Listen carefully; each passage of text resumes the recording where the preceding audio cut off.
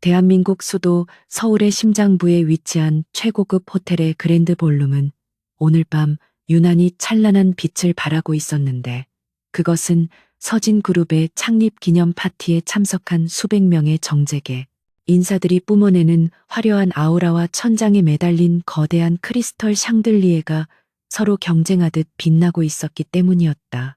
입구에서부터 깔린 붉은 카펫 위로는 값을 매길 수 없는 명품 드레스와 수트를 차려입은 사람들이 끊임없이 밀려들어왔고, 공기 중에는 최고급 샴페인의 달콤한 향기와 이름 모를 고가의 향수 냄새가 뒤섞여 묘한 긴장감을 조성하고 있었다.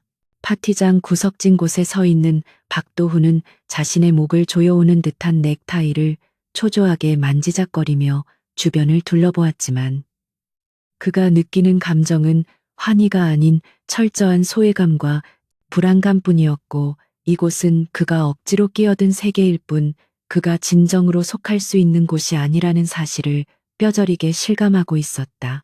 그는 자신의 아내가 골라준 값비싼 시계를 차고 있었지만, 이 화려한 공간 속에서 자신은 마치 빌려 입은 옷을 걸친 허수아비처럼 초라하게 느껴졌고, 사람들의 웃음소리조차 그를 비웃는 듯한 환청으로 들려와 식은땀이 등을 타고 흘러내리는 것을 막을 수 없었다. 그때 웅장하게 울려 퍼지던 오케스트라의 선율이 잠시 잦아들고, 파티장 안의 모든 조명이 일제히 메인 출입구 쪽으로 집중되면서 사람들의 시선 또한 자연스럽게 그곳으로 쏠렸는데, 거대한 마호가니 문이 열리며 등장한 두 남녀의 모습은 장내를 순식간에 압도적인 침묵 속으로 몰아넣기에 충분했다. 앞장서 걸어나오는 남자는 마치 어둠을 지배하는 제왕처럼 검은색 수트를 완벽하게 소화한 채 날카롭고 서늘한 눈빛으로 좌중을 훑어보았는데, 그가 바로 재계 서열 1위를 다투는 JK그룹의 강지혁 회장이라는 사실을 모르는 사람은 아무도 없었다.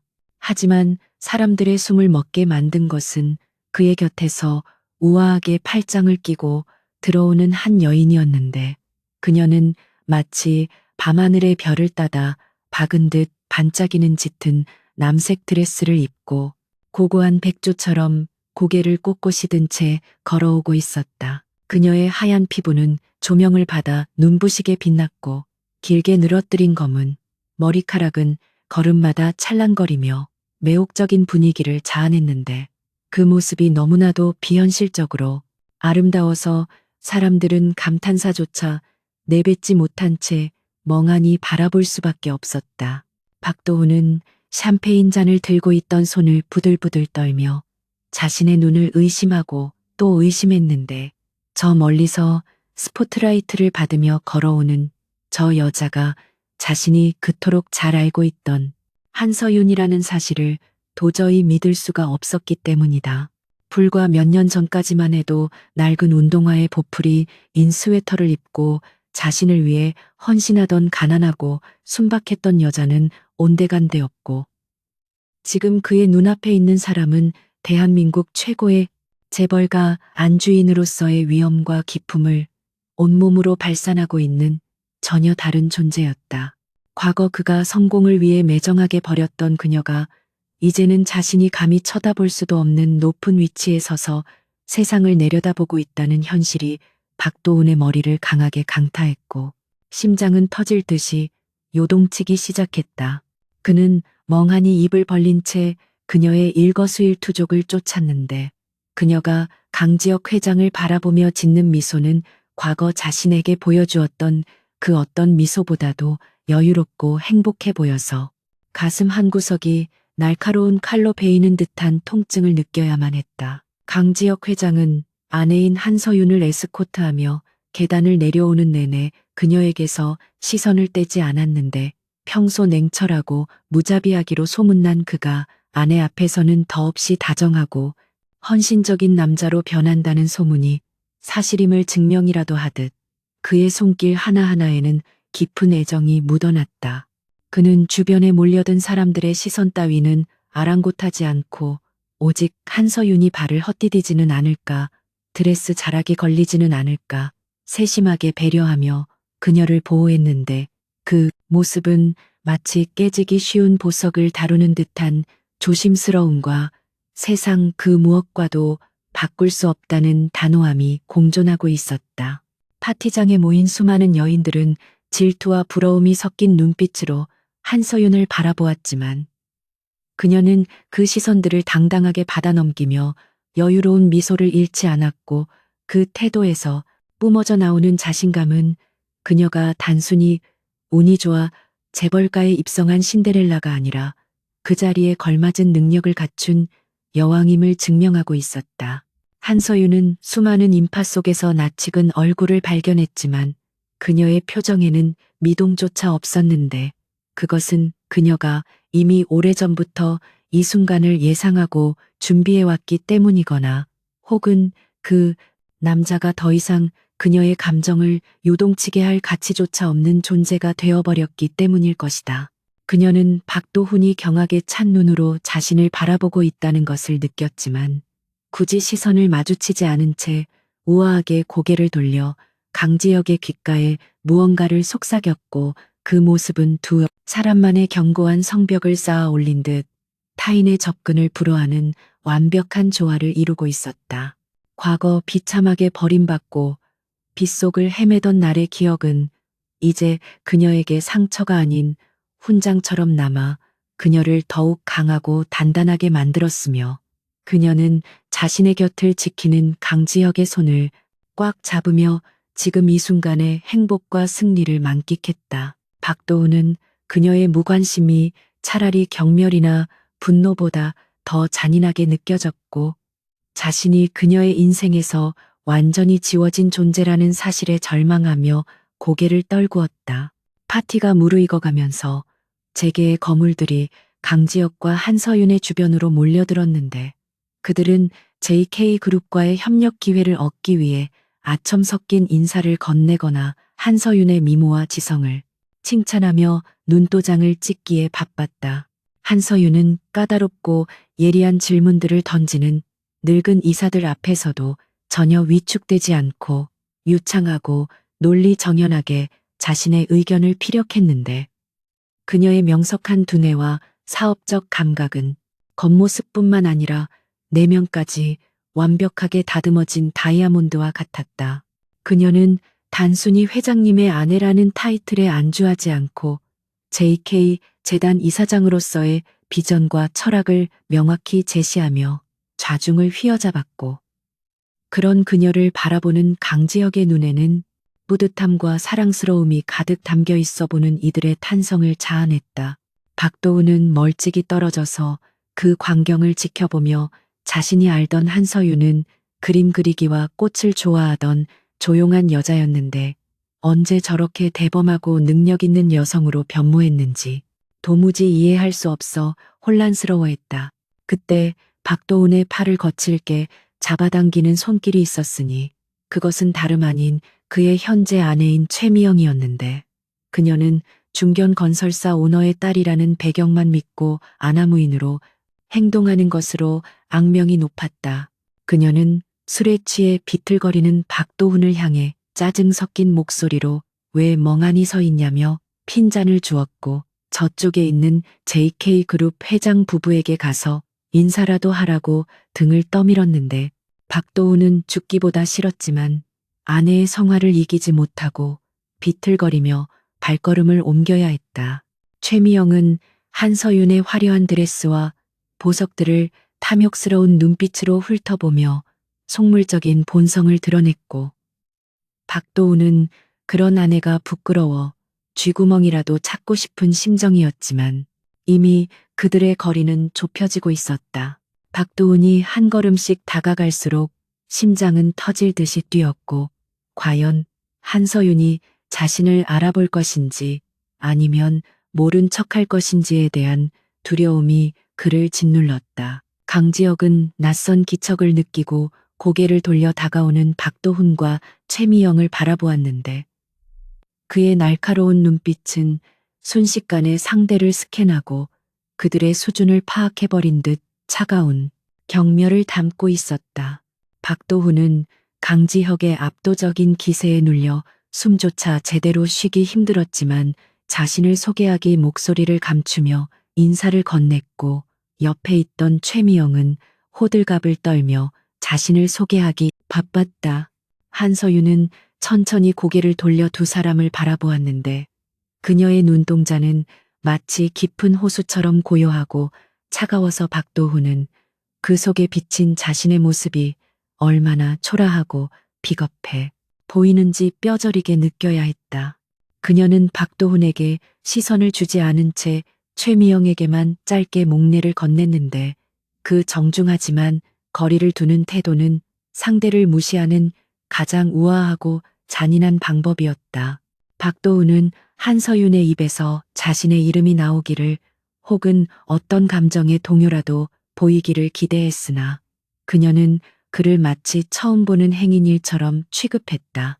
박도훈은 그 순간 깨달았는데 자신이 과거에 저지른 배신의 대가가 얼마나 혹독한 것인지, 그리고 자신이 버린 여자가 이제는 감히 넘볼 수 없는 하늘 위의 존재가 되었다는 사실을 인정하지 않을 수 없었다.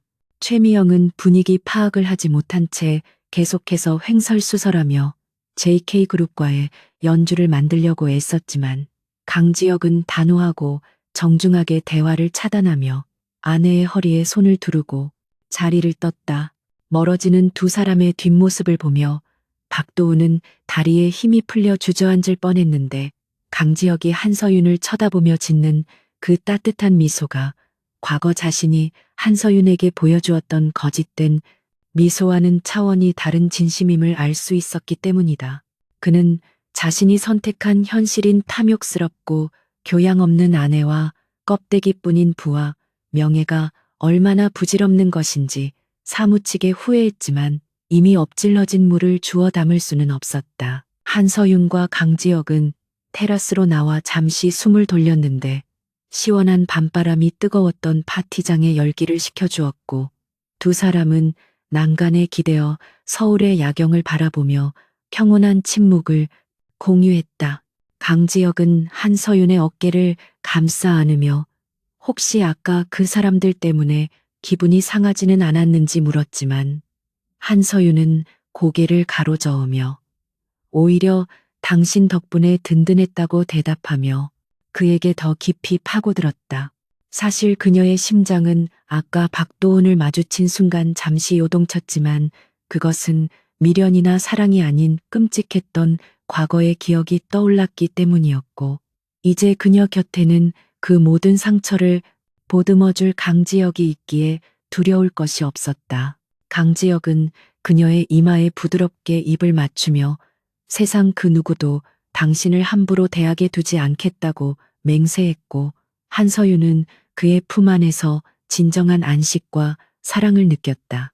한편 홀로 남겨진 박도훈은 웨이터에게 독한 위스키를 주문하여 단숨에 들이켰지만 취하기는커녕 정신이 점점 더 맑아지며 비참함만 배가 될 뿐이었다.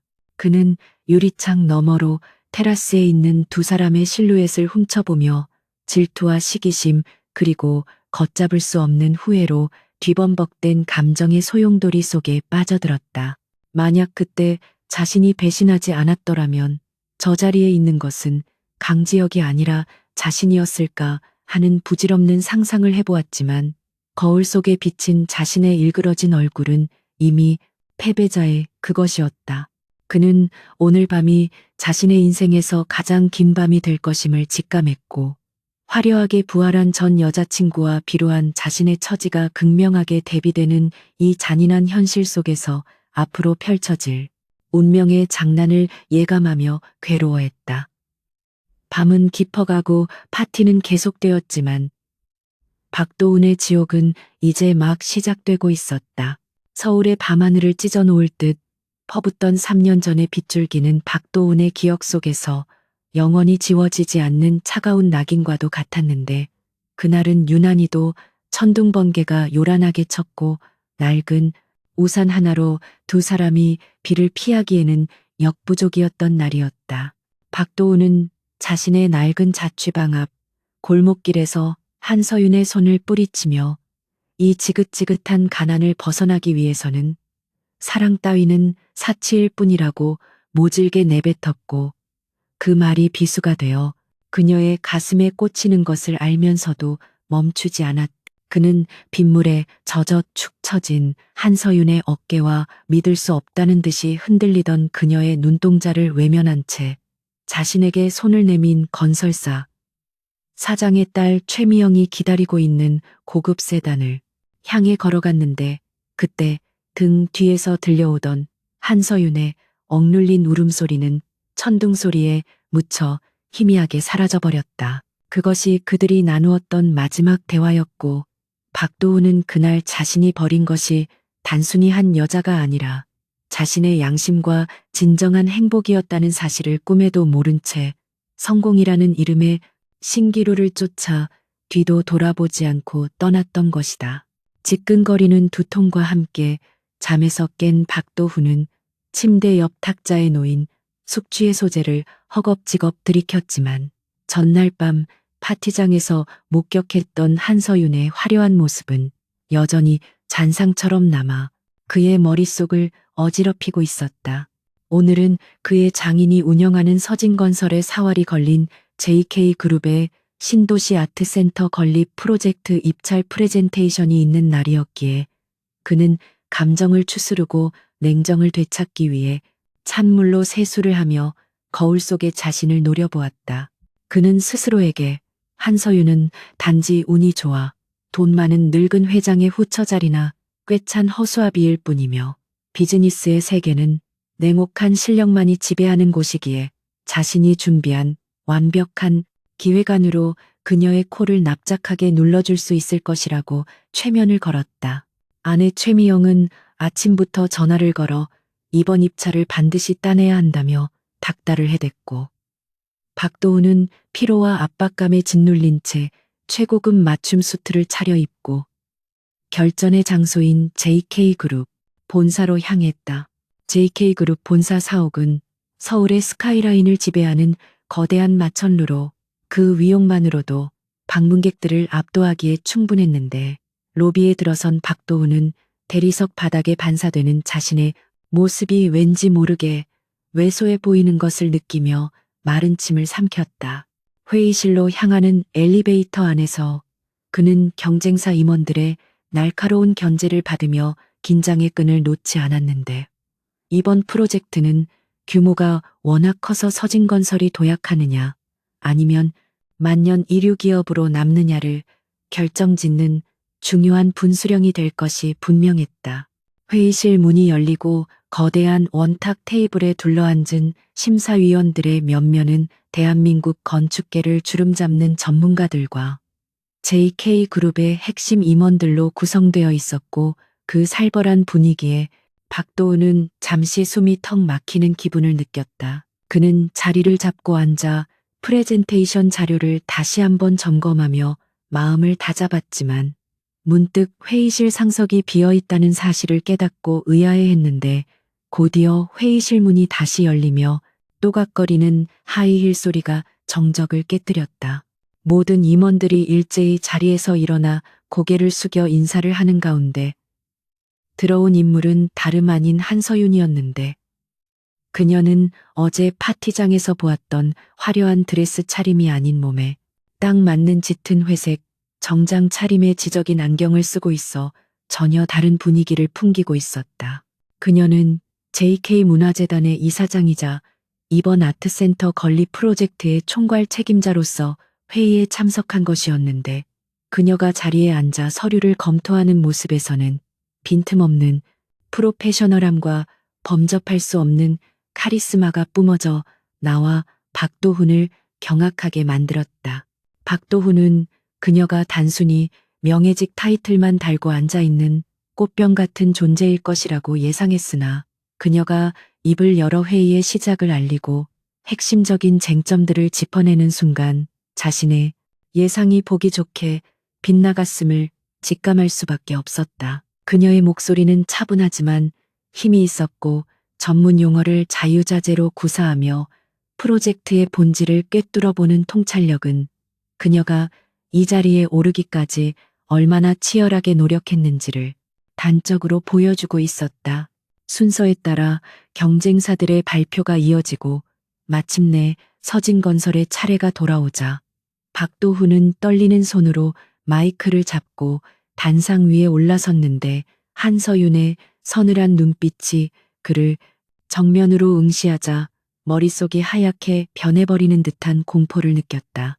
그는 준비해온 대본을 더듬거리며 읽어내려갔지만 한서윤은 시종일관 무표정한 얼굴로 그의 발표를 경청했고 때로는 미간을 찌푸리며 펜으로 무언가를 메모하기도 하여 박도훈의 불안감을 증폭시켰다. 발표가 끝나고 질의응답 시간이 되자 한서윤은 마이크를 켜고 박도훈을 향해 서진건설의 제안서는 화려한 외관에만 치중했을 뿐 아트센터가 가져야 할 공공성과 지속 가능성에 대한 고민이 부족하다고 날카롭게 지적했다. 그녀의 질문은 박도훈이 미처 생각하지 못했던 허점을 정확하게 파고들었고 그는 당황하여 횡설수설하며 변명을 늘어놓았지만 한서윤은 차가운 논리로 그의 주장을 하나하나 반박하며 그를 궁지로 몰아넣었다. 회의실 안의 공기는 얼어붙은 듯 차가웠고 다른 심사위원들도 한서윤의 지적에 동의하며 고개를 끄덕이는 모습을 보자 박도훈은 쥐구멍이라도 찾고 싶은 심정이었는데 이것은 단순한 비즈니스 미팅이 아니라 자신에 대한 공개적인 처형식처럼 느껴졌다. 한서윤은 사적인 감정이라고는 조금도 섞이지 않은 건조한 태도로 박도훈의 무능함을 질타했는데 그것은 과거 자신을 무시하고 떠난 남자에 대한 복수라기보다는 철저하게 준비되지 않은 자에 대한 냉정한 평가에 가까웠다. 회의가 잠시 정회되고 휴식 시간이 주어지자 박도훈은 땀으로 젖은 셔츠를 느끼며 화장실로 도망치듯 빠져나왔지만 분노와 수치심이 뒤섞여 거울을 주먹으로 내리치고 싶은 충동을 억눌러야 했다. 그는 한서윤이 자신을 엿먹이기 위해 일부러 곤란한 질문을 던진 것이라고 확신하며 복도에서 그녀가 나오기만을 기다렸는데 잠시 후 서류 가방을 든 비서들과 함께 복도를 걸어오는 그녀의 모습을 발견하고 앞을 가로막았다. 박도훈은 주변을 의식하며 목소리를 낮추어 한서윤에게 지금 나한테 복수하는 거냐고 따져 물었는데 그의 눈에는 핏발이 서 있었고 억울함과 분노가 가득 차 있었다. 그는 네가 아무리 회장 부인이라고 해도 공과 사는 구분해야 하는 것 아니냐며 짐짓 정의로운 척 목소리를 높였지만 한서윤은 그런 그를 보며 기가 막히다는 듯 헛웃음을 터뜨렸다. 그녀는 비서들에게 잠시 자리를 비켜달라고 손짓한 뒤 팔짱을 끼고 박도훈을 올려다보며 착각하지 말라고 차갑게 일갈했는데 내 눈에는 당신이 전 남자친구가 아니라 그저 자격 미달인 제안서를 들고 온 무능한 입찰자 중 한 명으로 보일 뿐이라고 쏘아붙였다. 그녀의 말은 박도훈의 자존심을 산산조각 내기에 충분했는데 그녀는 더 이상 예전에 그가 알던 순종적이고 여린 여자가 아니라 거대 그룹의 프로젝트를 진두지휘하는 리더로서 그 앞에 서 있었던 것이다. 한서윤은 박도훈에게 가까이 다가가 나직한 목소리로 경고했는데 당신이 과거의 나를 버리고 선택한 그 길이 고작 이 정도 실력을 갖추기 위한 것이었냐며 비웃었고 만약 이번 프로젝트를 따내고 싶다면 얄팍한 인맥이나 과거의 정에 호소할 생각 말고 실력으로 증명해 보이라고 충고했다. 그녀의 눈동자에는 경멸조차 담겨 있지 않은 무관심만이 가득했고 그것이 박도훈을 더욱 비참하게 만들었는데 차라리 욕을 하거나 화를 냈더라면 자신이 덜 초라했을 것이라는 생각이 들 정도였다. 박도훈은 얼굴이 불그락푸르락해져서 아무 말도 하지 못한 채 입술만 깨물고 있었는데 그때 복도 끝에서 엘리베이터 문이 열리며 수행원들을 대동한 강지혁 회장이 성큼성큼 걸어오는 모습이 보였다.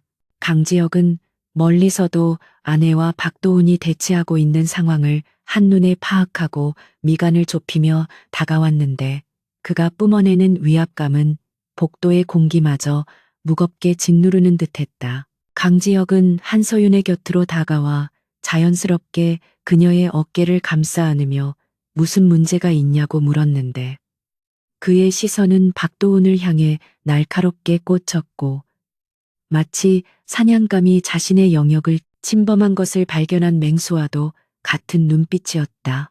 박도훈은 강지혁의 압도적인 카리스마에 눌려 저도 모르게 뒷걸음질을 쳤는데 강지혁은 박도훈의 이름표를 흘끗 보고는 서진건설, 박도훈 상무라며 입가에 비릿한 미소를 띄었다.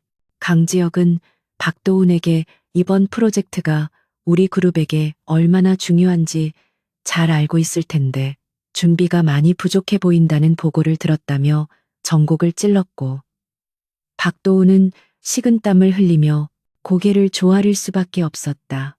강지혁은 아내인 한서윤을 바라보며 표정을 싹 바꾸고 부드러운 목소리로 회의하느라 고생했다며 점심 식사는 자신이 예약해둔 곳으로 가자고 다정하게 말했는데 그 모습은 박도훈에게 보란듯이 과시하는 행동이나 다름없었다.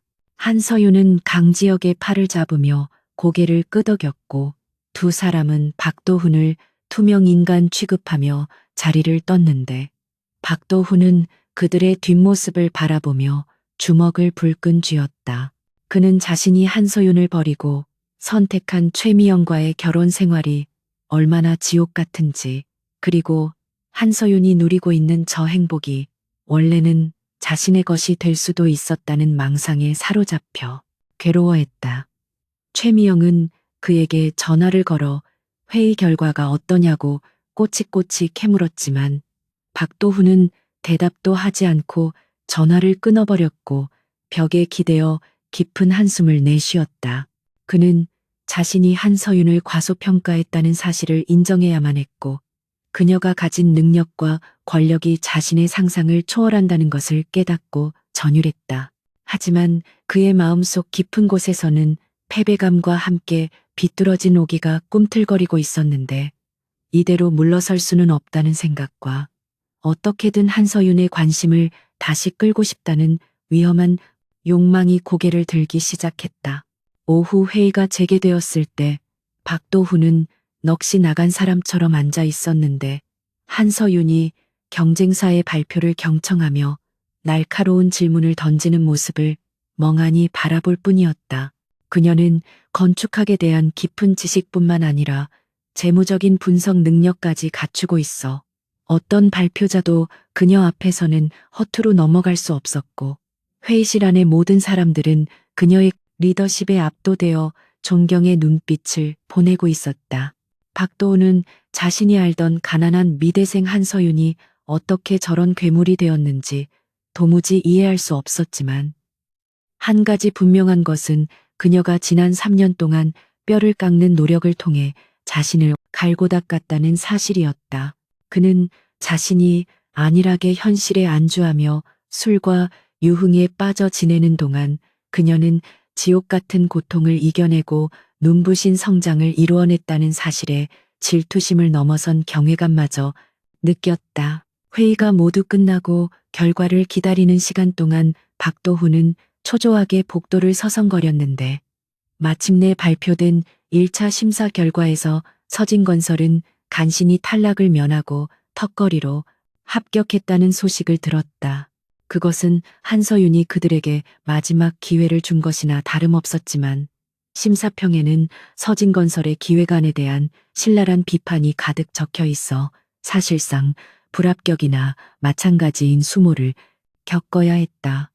박도훈은 결과지를 구겨주며 치를 떨었지만 한편으로는 다음 기회에 한서윤을 다시 만날 수 있다는 사실에 안도하는 자신을 발견하고 소스라치게 놀랐다. 그는 자신이 아직도 한서윤에게 미련을 가지고 있다는 것을 부정하려 했었지만 그의 본능은 이미 그녀를 향해 움직이고 있었고 그것이 파멸로 가는 지름길이라는 것을 알지 못한 채 불나방처럼 뛰어들 준비를 하고 있었다. 해질 무렵 JK그룹 본사를 나서던 박도훈은 로비 입구에서 강지혁의 차에 올라타는 한서윤을 다시 한번 목격했는데 강지혁이 직접 차문을 열어주고 그녀의 머리를 쓰다듬어주는 모습은 한 폭의 그림처럼 아름다웠다. 두 사람을 태운 차가 미끄러지듯 사라지자 박도훈은 허탈한 표정으로 하늘을 올려다보았는데 흐린 하늘에서는 다시금 빗방울이 떨어지기 시작했고 마치 3년 전 그날의 악몽이 재현되는 듯한 기시감을 불러일으켰다. 빗물은 그의 얼굴을 타고 흘러내려 눈물인지 빗물인지 분간할 수 없게 만들었고 그는 빗속에 홀로 서서 지나가는 차들의 불빛을 바라보며 씁쓸한 미소를 지었다. 이제 그는 자신이 버린 여자가 여왕이 되어 돌아왔다는 현실을 받아들여야 했고 그녀와의 싸움에서 이길 수 있는 유일한 방법은 그녀를 다시 자신의 여자로 만드는 것뿐이라는 헛된 망상을 품게 되었다. 그날 밤 박도훈은 술에 취해 집에 들어와 아내 최미영과 대판 싸움을 벌였는데 최미영은 그가 입찰에서 좋은 점수를 받지 못한 것을 비난하며 그의 자존심을 짓밟았고 박도훈은 홧김에 집안의 물건을 집어던지며 폭발했다. 그는 소파에 널브러져 천장을 바라보며 한서윤의 차가운 눈빛과 강지혁의 여유로운 미소를 떠올렸고 복수심과 욕망이 뒤섞인 기괴한 감정이 가슴속에서 타올랐다. 그는 다음 만남에서는 결코 물러서지 않겠다고 다짐하며 한서윤의 약점을 찾아내어 그녀를 흔들고 강지혁에게서 그녀를 빼앗아오겠다는 무모한 계획을 세우기 시작했다. 하지만 그는 알지 못했다. 자신이 건드린 상대가 얼마나 무서운 존재인지, 그리고 그들의 사랑이 얼마나 견고한 성벽으로 둘러싸여 있는지 말이다. 박도훈의 비뚤어진 집착은 결국 그 자신을 파멸로 이끄는 독이 될 것이었지만 지금의 그에게는 이성을 제어할 브레이크가 고장난 상태였다. 박도훈은 며칠 전 회의실에서 겪었던 수모를 곱씹으며 자신의 사무실 소파에 깊숙이 몸을 파묻고 있었는데 창밖으로 보이는 서울의 풍경이 마치 그를 비웃는 듯해 견딜 수가 없었다. 그는 독한 양주를 글라스에 가득 따라 단숨에 들이켰지만 타는 듯한 목넘김조차 가슴속에 응어리진 패배감과 비틀린 욕망을 씻어내리기에는 역부족이었다. 그의 머릿속은 온통 한서윤의 차가운 눈빛과 강지혁의 오만한 태도로 가득 차 있었는데 시간이 지날수록 그 기억은 그의 뇌내 망상을 거쳐 기이하게 왜곡되기 시작했다. 그는 한서윤이 자신에게 보였던 그 냉랭한 태도가 사실은 아직 자신을 잊지 못해 일부러 강한 척 연기하는 것이라고 확신하기에 이르렀고 그녀가 강지혁과 결혼한 것 역시 자신에게 복수하고 질투심을 유발하기 위한 쇼라고 단정지었다.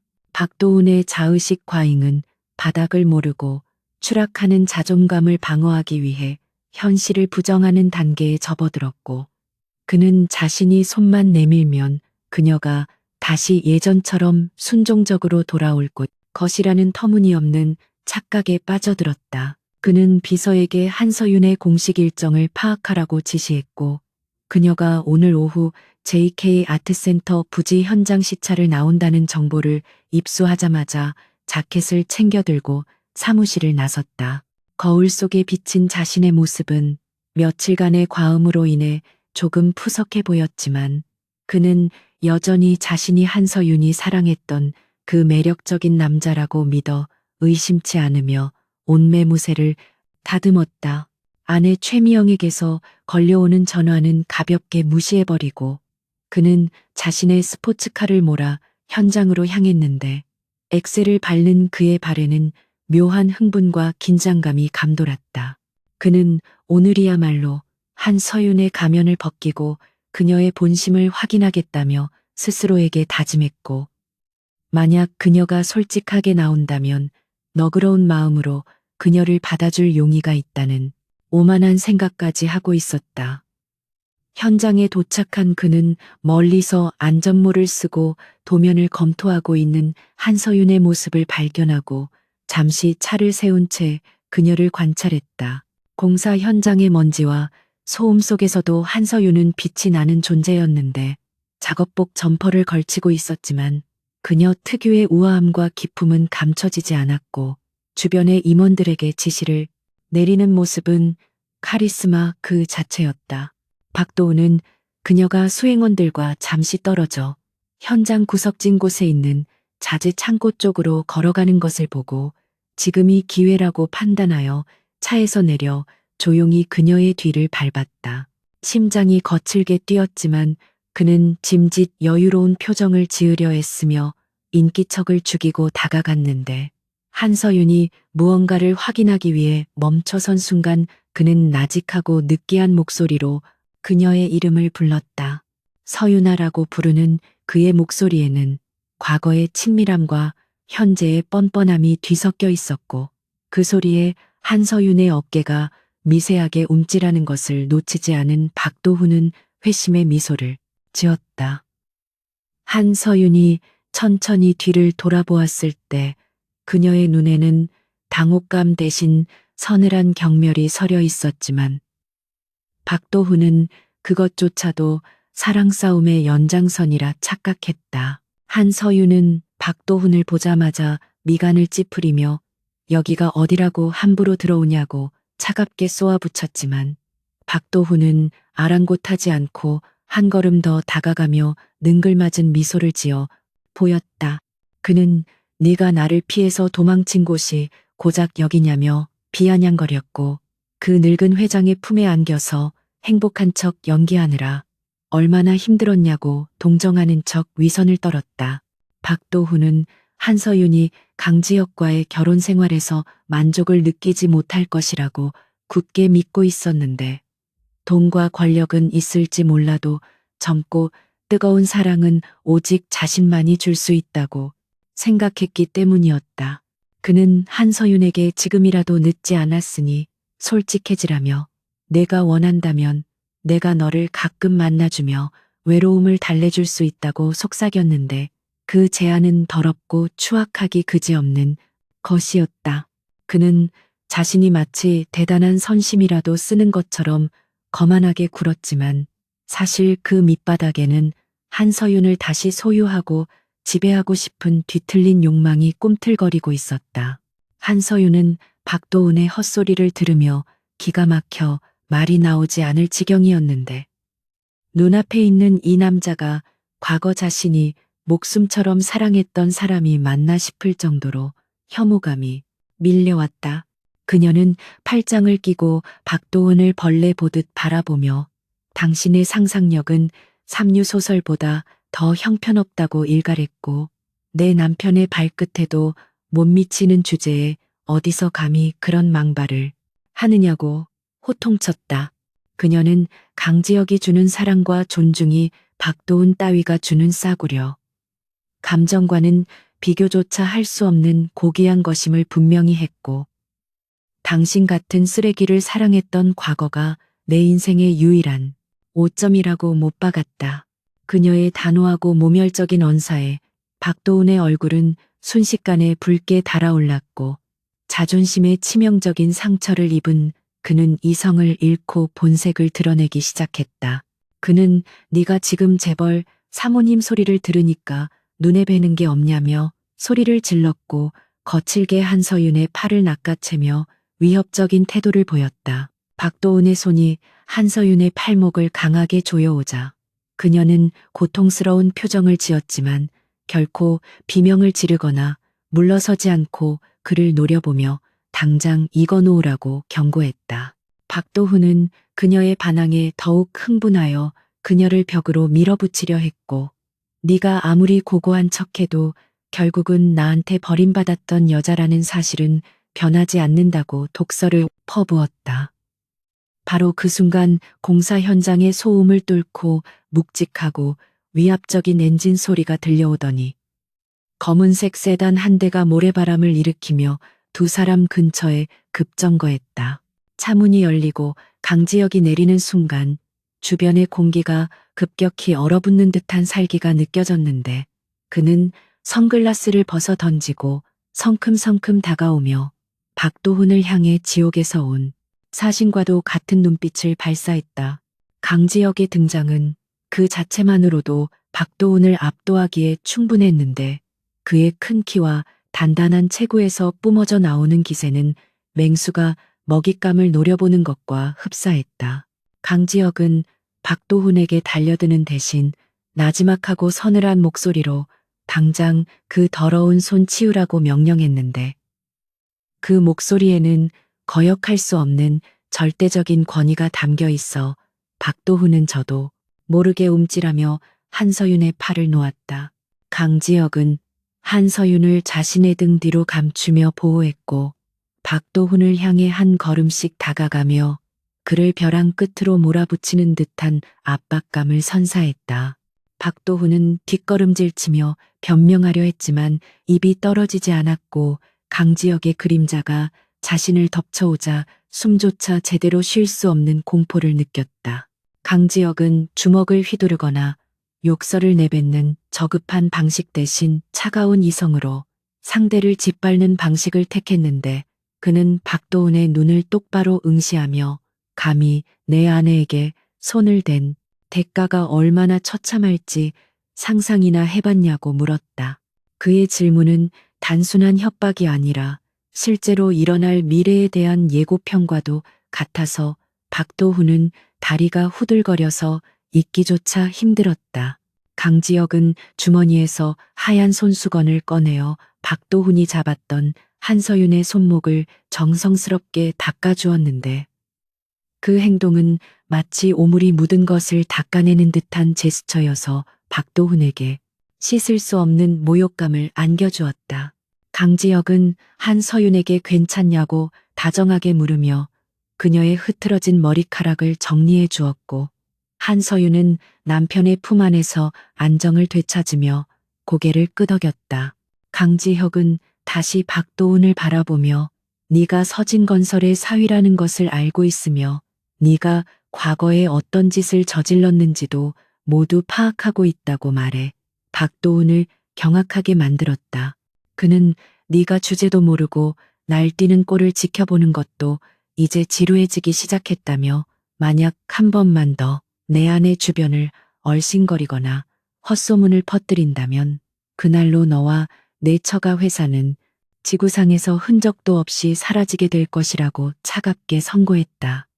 그것은 빈말이 아니라 대한민국 경제를 움직이는 거인의 확실한 파면 선고였다. 박도훈은 강지혁의 말 한마디 한마디가 뼈에 사무칠 정도로 무겁게 다가오는 것을 느꼈는데 그제야 자신이 건드린 상대가 감히 넘볼 수 없는 거대한 산이라는 사실을 실감했다. 그는 공포에 질려 식은땀을 비오듯 흘리며 아무 말도 하지 못한 채 덜덜 떨고만 있었고 그의 오만했던 자존심은 산산이 부서져 바닥을 뒹굴고 있었다. 강지혁은 그런 박도훈을 벌레 보듯 내려다보며 쯧쯧 혀를 찾고 비서실장에게 전화를 걸어 당장 이 현장의 보안 책임자를 문책하고 외부인 출입 통제를 강화하라고 지시했다. 강지혁은 박도훈에게 마지막으로 경고했는데 네가 살아있는 것을 감사하게 여겨야 할 것이라며 다시는 내 눈에 띄지 말라고 으름장을 놓았다. 박도훈은 그 자리에서 도망치고 싶었지만 발이 바닥에 본드로 붙어버린 듯 움직이지 않았고 굴욕감에 눈물까지 핑 도는 것을 가까스로 참아내야 했다. 한서윤은 떨고 있는 박도훈을 보며 일말의 동정심조차 느끼지 못했는데 그녀는 강지혁의 팔을 잡으며 이제 그만 가자고 말했고 두 사람은 박도훈을 투명 인간 취급하며 유유히 현장을 떠났다. 차에 오르기 전 강지혁은 잠시 멈춰서서 뒤를 돌아보지 않았지만 박도훈은 그의 등 뒤에서 뿜어져 나오는 살기에 눌려 주저앉고 말았는데 바지춤을 잡고 간신히 버티는 그의 꼴은 처량하기 그지없었다. 한서윤은 차 안에서 창밖을 내다보며 멀어지는 박도훈의 모습을 확인했고 비로소 과거의 악연이 완전히 정리되는 듯한 해방감을 느꼈지만 한편으로는 씁쓸함이 남았다. 강지혁은 운전대를 잡은 기사에게 출발을 지시한 뒤 뒷좌석에 칸막이를 올리고 한서윤을 꽉 끌어안아주며 많이 놀랐지. 미안해, 내가 좀 더 일찍 왔어야 했는데 라고 속삭이며 그녀를 위로했다. 한서윤은 그의 가슴에 얼굴을 묻으며 당신이 와줘서 정말 다행이라고 대답했고 두 사람 사이의 신뢰와 사랑은 이 사건을 계기로 더욱 단단해졌다. 현장에 홀로 남겨진 박도훈은 흙바닥에 주저앉아 멍하니 허공을 응시했는데 그의 머릿속은 혼란 그 자체였다. 그는 방금 자신이 겪은 일이 꿈이기를 바랐지만 손목에 남은 흙먼지와 귓가에 맴도는 강지혁의 경고는 지독한 현실이었다. 그는 자신이 한서윤에게 사랑받기는커녕 혐오의 대상이 되었다는 사실과 강지혁이라는 거대한 벽 앞에선 자신은 아무것도 아니라는 무력감에 치를 떨었다. 그러나 인간의 어리석음은 끝이 없는 법이라 공포가 지나간 자리에는 다시금 독버섯처럼 증오심이 피어오르기 시작했다. 그는 자신이 받은 모욕을 어떻게든 갚아주겠다는 비뚤어진 복수심을 품게 되었고 강지혁이 가진 모든 것을 빼앗을 수는 없더라도 흠집이라도 내고 싶다는 악한 마음을 먹게 되었다. 그는 비틀거하며 일어나 옷에 묻은 먼지를 털어내고 이를 악물었는데 그의 눈빛은 이제 두려움을 넘어 광기로 번들거리고 있었다. 한편 강지혁과 한서윤이 탄 차는 부드럽게 도심을 빠져나가고 있었는데 차 안의 공기는 따뜻하고 평온했다. 강지혁은 한서윤의 손을 잡고 만지작거리며 그녀의 기분을 풀어주기 위해 가벼운 농담을 던지기도 하고 저녁 메뉴를 물어보기도 했다.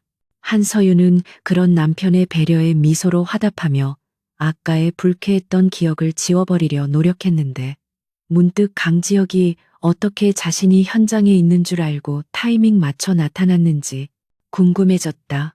그녀가 묻자 강지혁은 씩 웃으며 내 아내가 어디서 무엇을 하는지 아는 건 남편의 기본 소양 아니겠냐며 너스레를 떨었지만 사실 그는 항상 그녀의 안전을 위해 경호원들을 배치해 두고 있었다. 그는 박도훈이 현장에 나타났다는 보고를 받자마자 중요 임원 회의를 중단하고 한달음에 달려온 것이었는데 한서윤에게는 굳이 그런 긴박했던 상황을 말하지 않았다. 그는 그녀가 걱정하거나 부담을 느끼기를 원치 않았고 오직 행복하기만을 바랐기 때문이다. 그날 밤 박도훈은 집에 돌아와서도 분을 사귀지 못하고 서재에 틀어박혀 술을 퍼마셨는데 아내 최미영이 들어와 술 냄새가 진동한다며 잔소리를 해대자 참았던 분노가 폭발해 버렸다. 그는 아내에게 고함을 지르며 나가라고 소리쳤고 최미영은 그런 남편의 모습에 질려 방문을 쾅 닫고 나가버렸다. 박도훈은 책상 위에 놓인 서류들을 바닥으로 휩쓸어 버리며 짐승 같은 울부짖음을 토해냈는데 그것은 자신의 무능함과 비겁함에 대한 절규이자 돌이킬 수 없는 과거에 대한 후회였다. 그는 책상 서랍 깊숙한 곳에서 한서윤과 함께 찍었던 옛날 사진을 꺼내 보았는데 사진 속 두 사람은 가난했지만 누구보다 행복하게 웃고 있었다.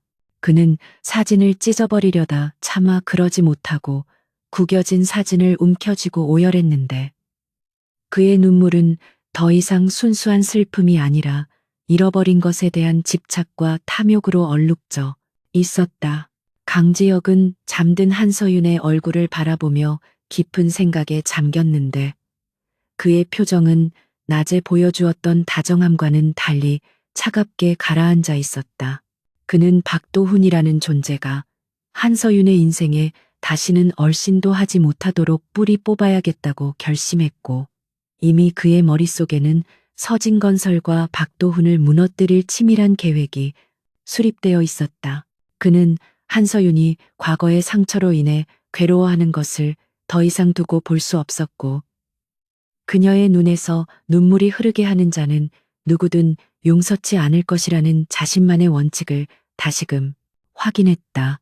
강지혁은 비서에게 문자를 보내 내일 아침 일찍 서진건설에 대한 재무조사 보고서를 가져오라고 지시했고 이것은 박도훈을 향한 본격적인 응징의 시작을 알리는 신호탄이었다. 폭풍 전야와도 같은 고요함 속에서 강지혁은 아내의 이마에 입맞춤하며 굿나잇 인사를 건넸고 한서윤은 꿈속에서도 남편의 보호를 받으며 편안하게 잠들어 있었다. 다음 날 아침 박도우는 깨질 듯한 두통과 함께 눈을 떴는데 핸드폰에는 부재중 전화가 수십 통이나 와 있었다. 발신자는 회사 대표이자 장인어른이었는데 불길한 예감이 엄습해온 박도훈은 떨리는 손으로 전화를 걸었다. 수화기 너머로 들려오는 장인의 목소리는 다급하고 분노에 차 있었는데 서진건설이 진행 중이던 대출 연장이 갑자기 거부되었고 자금줄이 막혀 부도 위기에 처했다는 청천벽력 같은 소식이었다. 박도우는 망치로 머리를 얻어맞은 듯 멍해졌는데 직감적으로 이것이 강지혁의 보복이라는 것을 깨닫고 등골이 오싹해졌다. 그는 자신이 건드려서는 안 될 영린을 건드렸다는 것을 뼈저리게 후회했지만 이미 거대한 톱니바퀴는 돌아가기 시작했고 그를 파멸의 구렁텅이로 밀어넣고 있었다. 이제 박도훈에게 남은 것은 처절한 몰락뿐이었고 그는 다가오는 재앙 앞에서 속수무책으로 당할 수밖에 없는 운명에 처하게 되었다. 서울의 아침은 고요했지만 JK그룹 본사 전략기획실의 공기는 폭풍전야처럼 무겁게 가라앉아 있었는데 그것은 오늘 새벽 조간신문 일면을 장식한 자극적인 기사 때문이었다. JK문화재단 이사장 한서윤이 저소득층 아이들을 위한 후원금을 횡령하여 개인적인 사치에 사용했다는 익명의 투서가 기사화된 것인데 내용은 구체적인 증거도 없이 악의적인 추측으로 가득 차 있었다. 인터넷 포털 사이트는 순식간에 한서윤을 비난하는 댓글로 도배되었고 재벌가 사모님의 이중적인 행태를 비꼬는 여론이 들불처럼 번져나가고 있었다. 하지만 정작 당사자인 한서윤은 집무실 창가에 서서 커피를 마시며 자신의 이름이 오르내리는 태블릿 PC 화면을 무표정하게 바라보고 있었는데 그녀의 눈동자는 당황한 기색이 전혀 없이 오히려 먹잇감을 발견한 사냥꾼처럼 차갑게 빛나고 있었다. 비서실장은 안절부절 못하며 법무팀을 소집하여 명예훼손으로 고소하고 정정보도를 청구해야 한다고 건의했지만 한서윤은 조용히 손을 들어 제지했다. 그녀는 이토록 조잡하고 감정적인 공격의 배우가 누구인지 직감적으로 알아차렸는데 치밀한 논리나 팩트체크 없이 오직 흠집내기에만 급급한 이 방식은 최미영의 유치한 질투심과 정확히 맞닿아 있었기 때문이다. 서진건설이 JK그룹에 입찰해서 사실상 배제되고 자금난까지 겹치자 앙심을 품은 최미영이 삼류연예부 기자를 매수하여 터뜨린 찌라시성 공격임이 분명했다. 한서윤은 단순히 이 기사를 막는 것에서 그치지 않고 이번 기회에 자신을 건드리면 어떤 대가를 치러야 하는지 뼈저리게 가르쳐주기로 결심했다.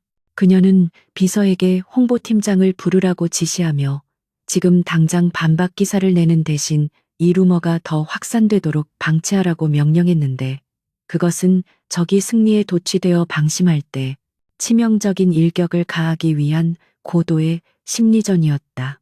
그녀는 책상 위에 놓인 서진건설의 재무제표와 하청업체 리스트를 펼쳐들었고 붉은 펜으로 몇 군데를 체크하며 서늘한 미소를 지었다. 한편 박도훈의 집에서는 최미영이 소파에 앉아 핸드폰으로 인터넷 반응을 살피며 낄낄거리고 있었는데 그녀는 자신이 한서윤에게 치명상을 입혔다고 믿어 의심치 않았다.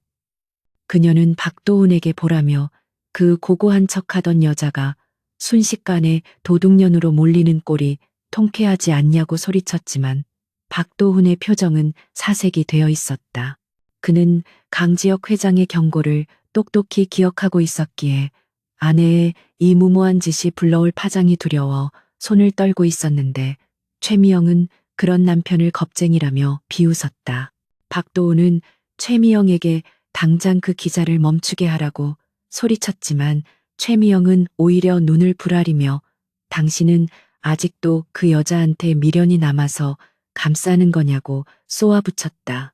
박도훈은 말이 통하지 않는 아내를 보며 절망감을 느꼈고 서진건설의 부도 위기를 막기 위해 동분서주해야 할 시간에 아내의 어리석은 질투가 기름을 붓고 있다는 사실에 미칠 것만 같았다.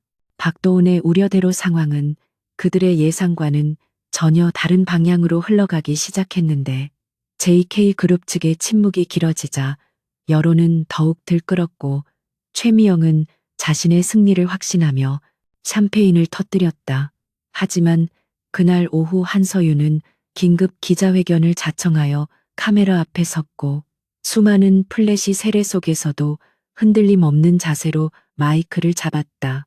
그녀는 감정에 호소하거나 눈물을 흘리는 대신 준비해온 자료들을 화면에 띄우며 차분하고 논리적인 어조로 해명을 시작했는데 그녀가 공개한 것은 재단의 투명한 회계, 장부뿐만이 아니었다. 그녀는 익명의 투서가 발송된 IP 주소와 해당 기자의 계좌로 입금된 의문의 자금 흐름을 추적한 내역을 공개하며 이 모든 것이 경쟁사의 사주를 받은 계획적인 음해 공작임을 만천하에 폭로했다.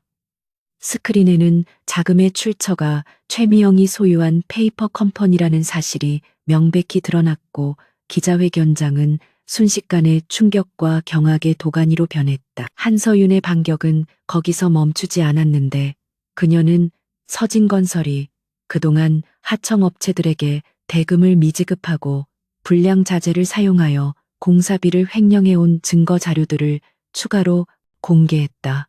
그녀는 문화재단 이사장으로서 아이들의 안전을 위협하는 부실 시공 기업이 재단의 명예를 훼손하려 한 행태를 더 이상 묵과할 수 없다고 단호하게 선언했다.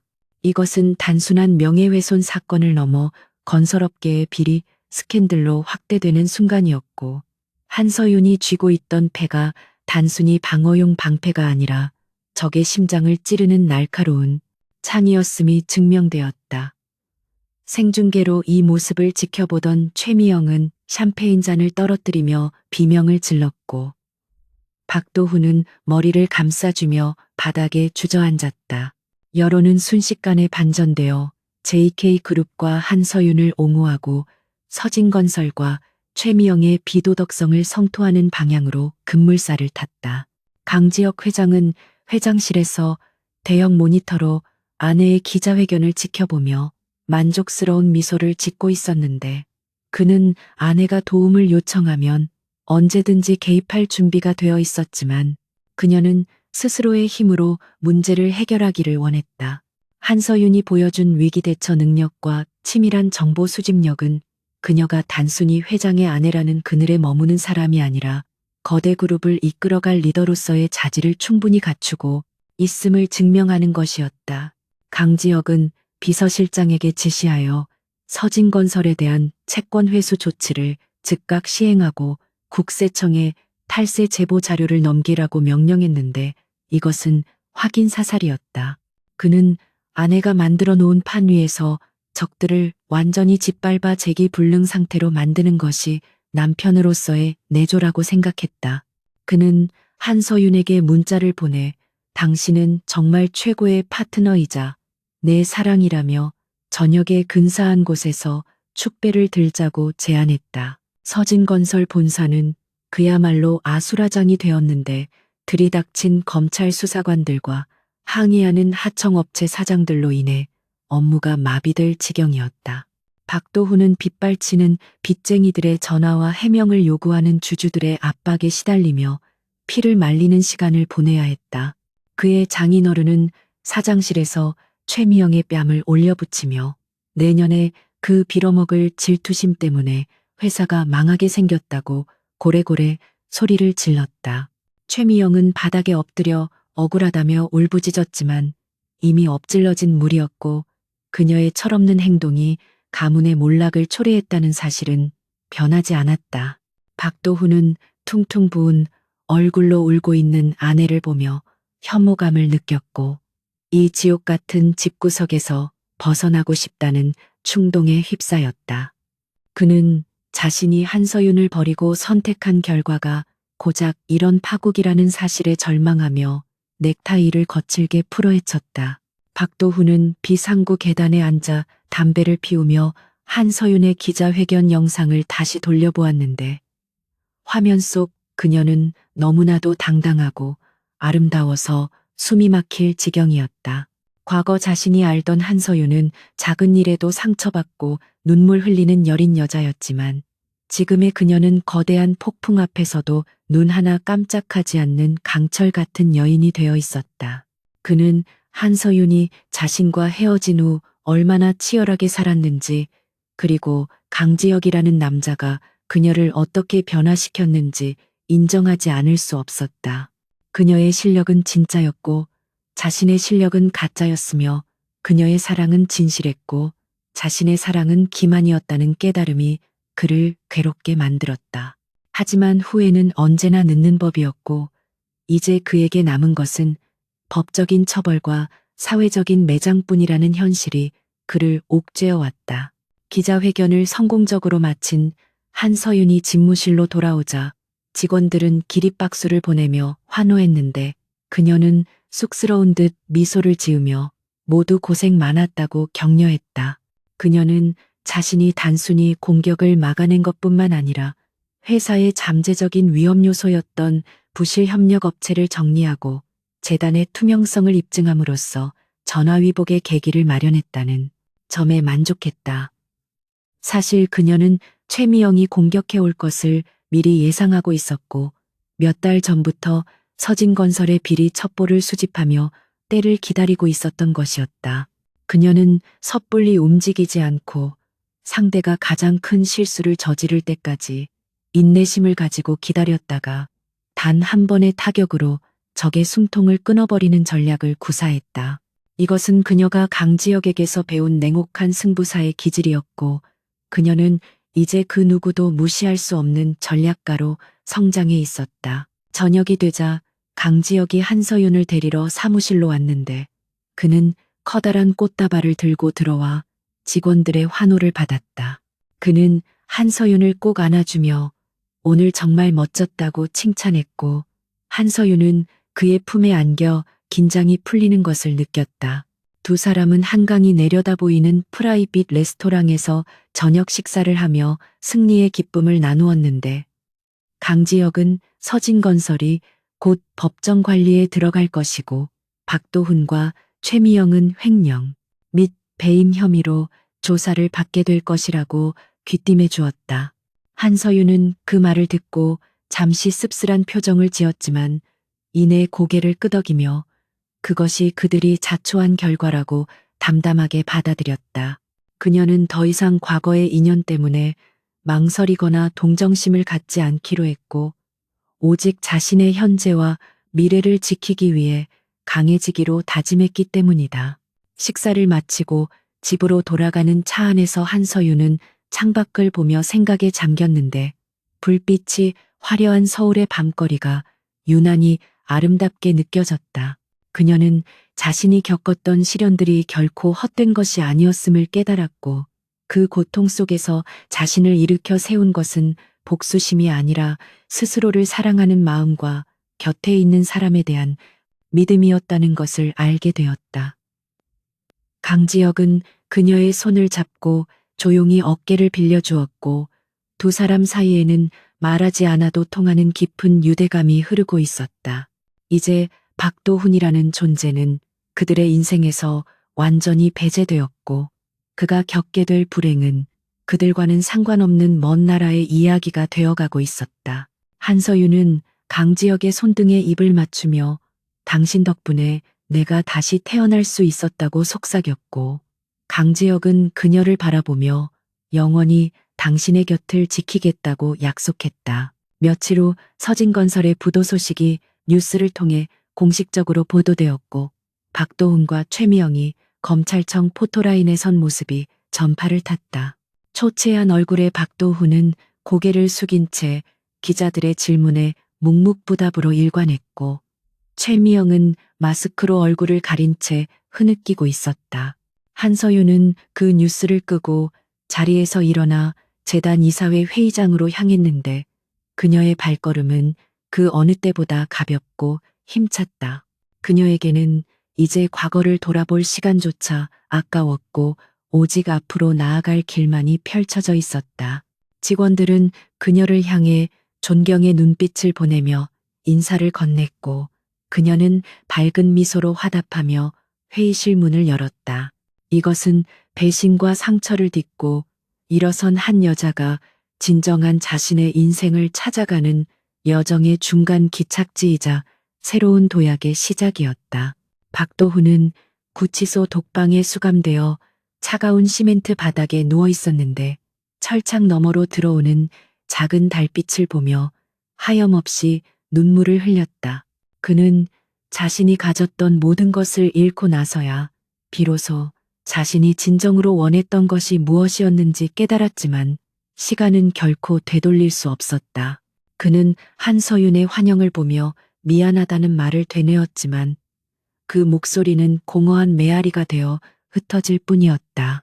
그의 몰락은 탐욕과 오만이 가져온 필연적인 귀결이었고 그는 이제 남은 평생을 후회와 고독 속에서 살아가야 하는 형벌을 받게 되었다. 반면 한서윤은 가장 높은 곳에서 가장 빛나는 별이 되어 세상을 비추고 있었으니 이것이야말로 운명이 보여준 가장 완벽하고 잔인한 복수극의 결말이었다. 구치소의 차가운 철문을 나서는 박도훈의 발걸음은 천근만근처럼 무거웠는데 그는 불구속 수사로 풀려났지만 이미 그의 세상은 철저하게 파괴된 뒤였다. 며칠 전만 해도 화려하게 빛나던 서진건설의 본사 건물에는 붉은 압류 딱지가 덕지덕지 붙어 있었고 로비는 밀린 임금을 요구하는 직원들과 투자금을 회수하려는 채권자들의 고성으로 아수라장이 되어 있었다. 박도훈은 모자를 깊게 눌러쓰고 그 지옥 같은 현장을 피해 뒷골목으로 숨어들었는데 한때 촉망받던 젊은 경영인이자 재벌가 사위였던 그의 몰골은 노숙자와 다를 바 없이 초라하고 비참하기 그지없었다. 그는 편의점에서 산싼 소주를 병째 들이키며 자신의 신세를 한탄했지만 술 기운이 오를수록 현실의 고통은 잊혀지기는커녕 더욱 선명하고 날카롭게 그의 심장을 파고들었다. 그는 자신이 가진 모든 것을 잃었다는 사실보다 더 견딜 수 없는 것은 자신의 몰락을 비웃고 있을 세상의 시선과 그 중심에 서 있는 한서윤의 존재였다. 집으로 돌아간 박도훈을 기다리고 있는 것은 따뜻한 위로가 아니라 아내 최미영의 히스테릭한 비명과 날아드는 이혼 서류였다. 최미영은 이미 친정 아버지의 지시로 재산을 빼돌리고 해외로 도피할 준비를 마친 상태였는데 그녀는 박도훈을 보자마자 내가 내 인생을 망쳤다며 온갖 저주를 퍼부었다. 그녀는 박도훈이 능력도 없으면서 야망만 큰 사기꾼이었다고 매도하며 당장 내 집에서 나가라고 소리쳤는데 그 표정에는 일말의 애정이나 부부로서의 의리는 찾아볼 수 없었고 오직 혐오와 경멸만이 가득했다. 박도훈은 바닥에 흩어진 이혼 서류를 멍하니 바라보며 헛웃음을 터뜨렸는데 자신이 한서윤을 배신하고 선택한 사랑의 결말이 고작 이런 추악한 배신이라는 사실이 너무나도 아이러니했기 때문이었다. 그는 최미영에게 매달리거나 변명하는 대신 조용히 뒤돌아 나왔는데 그 순간 그들 사이의 얄팍한 인연은 허무하게 끊어지고 말았다. 갈 곳을 잃고 거리를 배회하던 박도훈의 머릿속에는 오직 한 사람의 얼굴만이 떠올랐는데 그것은 그가 가장 힘들 때 묵묵히 곁을 지켜주었던 옛 연인 한서윤이었다. 인간의 이기심과 착각은 끝이 없어서 그는 극한의 상황에 몰리자 한서윤이 자신을 도와줄 유일한 구원자일지도 모른다는 터무니없는 망상에 빠져들기 시작했다. 그는 한서윤이 겉으로는 차갑게 대했지만 속으로는 아직 예정에 약할 것이라고 믿고 싶었고 자신이 진심으로 무릎 꿇고 빈다면 그녀가 한 번쯤은 자비를 베풀어 줄 것이라고 합리화했다. 그는 JK 문화재단이 주최하는 자선 행사가 열리는 갤러리 앞으로 발걸음을 옮겼는데 내리는 빗줄기가 그의 낡은 코트를 적셨지만 그는 추위를 느낄 겨를조차 없이 오직 한서윤을 만나야 한다는 일념 하나로 버티고 있었다. 비에 젖은 생쥐꼴로 갤러리 입구에 서 있는 박도훈의 모습은 지나가는 사람들의 눈살을 찌푸리게 했지만 그는 아랑곳하지 않고 유리문 너머의 화려한 불빛만을 응시했다. 잠시 후 행사가 끝났는지 정장 차림의 사람들이 하나둘씩 빠져나오기 시작했고 마침내 수행원들의 호의를 받으며 걸어 나오는 한서윤의 모습이 그의 시야에 들어왔다.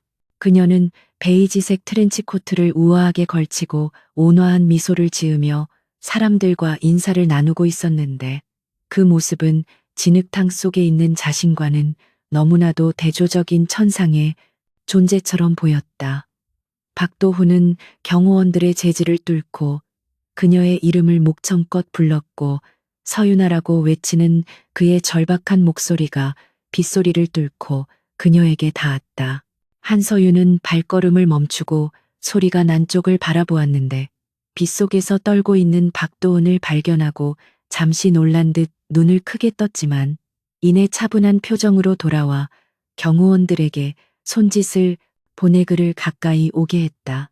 박도훈은 한서윤의 앞으로 다가가자마자 털썩 무릎을 꿇었는데 자존심 따위는 이미 시궁창에 버린 지 오래였기에 그는 그녀의 바짓단을 잡고 오열하며 용서를 빌기 시작했다. 그는 자신이 잘못했다고 뼈저리게 후회하고 있다고 말하며 제발 한 번만 살려달라고 애원했는데 서진건설 부도만 막아준다면 평생 은혜를 갚으며 살겠다고 횡설수설했다. 그는 우리가 함께했던 7년의 세월을 봐서라도 나를 이렇게 내버려 둘 수는 없는 것 아니냐며 과거의 추억을 인질 삼아 그녀의 감정에 호소하려 들었다. 주변의 수행원들과 행인들이 웅성거리며 그 광경을 지켜보았지만 박도훈에게는 그런 시선들이 중요하지 않았고 오직 한서윤의 입에서 긍정적인 대답이 나오기만을 기다리며 그녀를 올려다보았다. 한서윤은 바짓단을 잡은 박도훈의 손을 내려다보며 깊은 한숨을 내쉬었는데 그 눈빛에는 분노나 증오 대신 깊은 연민과 씁쓸함이 담겨 있었다. 그녀는 천천히 몸을 굽혀 박도훈과 눈높이를 맞추며 당신은 정말 끝까지 변하지 않는구나라고 나직하게 말했다. 그녀의 목소리는 비가 내리는 밤 공기처럼 차갑고 건조했는데 그녀는 박도훈이 지금 흘리는 눈물이 진정한 반성에서 나온 것이 아니라 자신의 안위를 걱정하는 이기적인 공포에서 나온 것임을 정확하게 꿰뚫어 보고 있었다. 그녀는 박도훈의 손을 조용히 떼어내며 우리가 나눴던 추억은 당신이 나를 빗속에 버리고 간 그날 이미 쓰레기가 되어 사라졌다고 단호하게 못 박았다. 그녀에게 있어 박도훈은 더 이상 사랑했던 남자가 아니라 자신의 인생에서 가장 어두웠던 시절을 상기시키는 불쾌한 얼룩에 불과했다. 박도훈은 한서윤의 냉정한 반응에 당황하며 그래도 한때는 서로 사랑하지 않았냐며 다시 한번 매달렸지만 한서윤은 고개를 가로저으며 잔인한 진실을 일깨워 주었다. 그녀는 당신이 사랑했던 건 내가 아니라 내가 당신을 위해 헌신해 주던 그 편안함이었고 지금 당신이 그리워하는 것도 내가 아니라 당신의 실패를 덮어줄 나의 돈과 권력일 뿐이라고 정확하게 지적했다. 그녀는 사랑이라는 단어를 그 더러운 입에 올리지 말라고 경고하며 당신은 사랑을 할 자격도 받을 자격도 없는 사람이라고 차갑게 선고했다. 박도훈은 그녀의 말 한마디 한마디가 가슴에 비수처럼 꽂히는 것을 느꼈는데 그것은 그가 애써 외면해왔던 자신의 추악한 본질을 정면으로 마주하게 만드는 거울과도 같았다. 한서윤은 자리에서 일어나 옷매무새를 정리하며 박도훈을 내려다보았는데 그녀의 표정은 마치 길가에 죽어가는 벌레를 보는 듯한 무심함으로 바뀌어 있었다. 그녀는 나는 당신을 미워하지도 않고 원망하지도 않는다며 왜냐하면 당신은 나에게 아무런 감정을 불러일으키지 못하는 무가치한 존재가 되었기 때문이라고 말했다. 그녀는 내가 당신에게 할 수 있는 유일한 복수는 당신이 어떻게 되든 상관하지 않고 나만의 행복을 누리며 사는 것이라고 말하며 이것이 우리의 진짜 마지막이라고 통보했다. 그녀는 비서에게 지시하여 박도훈이 돌아갈 차비 정도가 든 봉투를 하나 던져주었는데 그것은 구원이나 적선이 아니라 귀찮은 잡상인을 쫓아내기 위한 최소한의 성의 표시에 불과했다. 그때 빗속을 뚫고 검은색 리무진 한 대가 미끄러지듯 다가와 멈춰 섰고 뒷좌석 문이 열리며 강지혁 회장이 우산을 들고 내렸다. 그는 한서윤에게 다가와 우산을 씌워주며 왜 안 들어오고 비를 맞고 있냐고 걱정스럽게 물었는데 그의 시선은 바닥에 주저앉은 박도훈을 스치듯 지나갈 뿐 전혀 의식하지 않는 눈치였다. 강지혁에게 박도훈은 이미 처리된 쓰레기나 다름없었기에 굳이 감정 소모를 할 가치조차 없는 존재였던 것이다. 한서윤은 남편의 팔을 꼭 잡으며 이제 막 가려던 참이었다고 환하게 웃어 보였고 두 사람은 서로를 바라보며 따뜻한 미소를 나누었다. 박도훈은 그 완벽한 그림 같은 두 사람을 올려다보며 자신이 도저히 넘볼 수 없는 거대한 벽을 실감했고 비로소 자신이 완전히 패배했음을 인정할 수밖에 없었다. 한서윤과 강지혁이 차에 올라타자 리무진은 빛보라를 일으키며 어둠 속으로 사라져버렸고 덩그러니 남겨진 박도훈은 빗물과 눈물이 뒤섞인 얼굴로 허공을 응시했다. 그는 한서윤이 던져준 봉투를 움켜쥐고 오열했는데 그것은 돈 때문이 아니라 자신이 잃어버린 것이 얼마나 소중하고 거대한 것이었는지를 뼛속 깊이 깨달았기 때문이었다. 그는 과거에 가난했지만 행복했던 시절로 돌아가고 싶었지만 타임머신은 존재하지 않았고 그에게 남은 것은 차가운 빗줄기와 빗독촉 그리고 고독뿐이었다.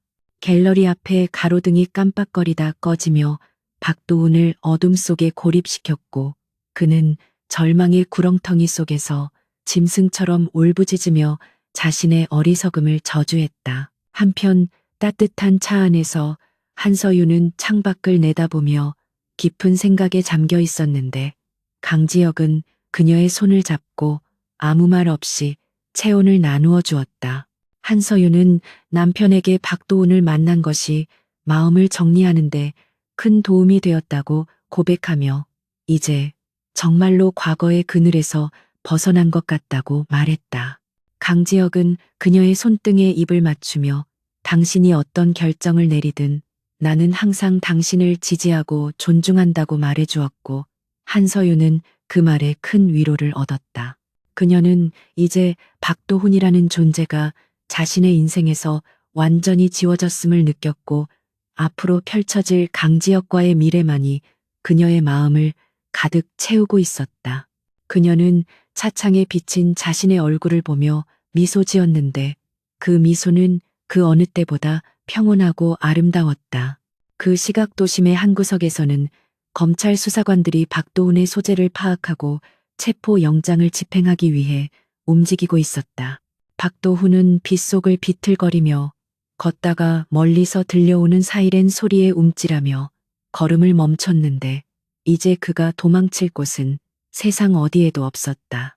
그는 자신이 저지른 모든 죄와 기만에 대한 대가를 치러야 할 시간이 다가왔음을 직감했고 마지막으로 한서윤의 행복했던 미소를 떠올리며 눈을 감았다. 그의 욕망이 쌓아 올린 바벨탑은 완전히 무너져 내렸고 그 잔해 속에 파묻힌 그는 세상에서 가장 초라한 죄인이 되어 차가운 수갑을 차게 될 운명이었다. 밤은 깊어가고 빗줄기는 더욱 거세졌지만 한서윤의 앞날은 비온 뒤에 굳어지는 땅처럼 더욱 단단하고 빛나게 될 것이었다. 서울의 야경이 한눈에 내려다 보이는 한남동 저택의 거실은 고요하고 평온한 공기로 가득 차 있었는데 벽난로에서 타닥거리는 장작 소리만이 정적을 메우고 있었다. 강지혁은 와인잔을 손에 든 채 창가에 서 있는 한서윤의 뒷모습을 응시하고 있었는데 그녀의 어깨는 지난 며칠간의 격동을 겪어낸 후 비로소 편안하게 이완되어 있었다. 그는 조용히 다가가 그녀의 뒤에서 허리를 감싸 안으며 체온을 나누었고 한서윤은 자연스럽게 남편의 가슴에 머리를 기대며 깊은 안도의 한숨을 내쉬었다. 강지혁은 부드러운 목소리로 이제 모든 것이 끝났다고 속삭였지만 사실 그는 이 순간이 오기까지 한서윤이 모르는 곳에서 얼마나 치열하게 움직였는지에 대해서는 굳이 생색내지 않고 있었다. 그는 박도훈이 한서윤의 인생에 다시 등장한 순간부터 그림자처럼 그를 감시해왔으며 그가 파멸의 길로 들어서도록 보이지 않는 손을 써서 상황을 조종해왔던 것이다. 한서윤은 강지혁의 품 안에서 고개를 돌려 그를 올려다보며 당신은 언제부터 알고 있었냐고 조심스럽게 물었는데 그녀는 남편이 박도훈의 정체와 과거사를 너무나 상세하게 파악하고 있다는 느낌을 지울 수 없었기 때문이다. 강지혁은 잠시 침묵하다가 옅은 미소를 지으며 당신을 처음 만났을 때부터 당신의 눈동자 속에 담긴 깊은 슬픔의 원인이 무엇인지 궁금해서 알아보지 않을 수 없었다고 솔직하게 털어놓았다. 그는 당신이 빗속에서 버림받았던 그날의 CCTV 영상까지 찾아보았으며 그 영상을 보는 순간 박도훈이라는 남자를 이 세상에서 가장 비참하게 만들어주겠다고 맹세했다고 고백했다. 한서윤은 남편의 그 집요하고도 무서운 사랑의 전율을 느꼈지만 동시에 자신을 위해 악역을 자처하는 그의 헌신에 가슴이 벅차올라 눈시울이 붉어졌다. 강지혁은 한서윤의 눈물을 닦아주며 내가 당신의 과거에 개입한 것이 불쾌했다면 사과하겠다고 말했지만 한서윤은 고개를 세차게 가로저으며 당신은 나의 구원자라고 대답했다. 그녀는 강지혁이 아니었다면 자신은 여전히 과거의 상처에 얽매여 박도훈 같은 인간에게 휘둘리며 살았을지도 모른다며 그가 만들어준 튼튼한 울타리 덕분에 비로소 세상 밖으로 당당하게 나올 수 있었다고 감사를 표했다.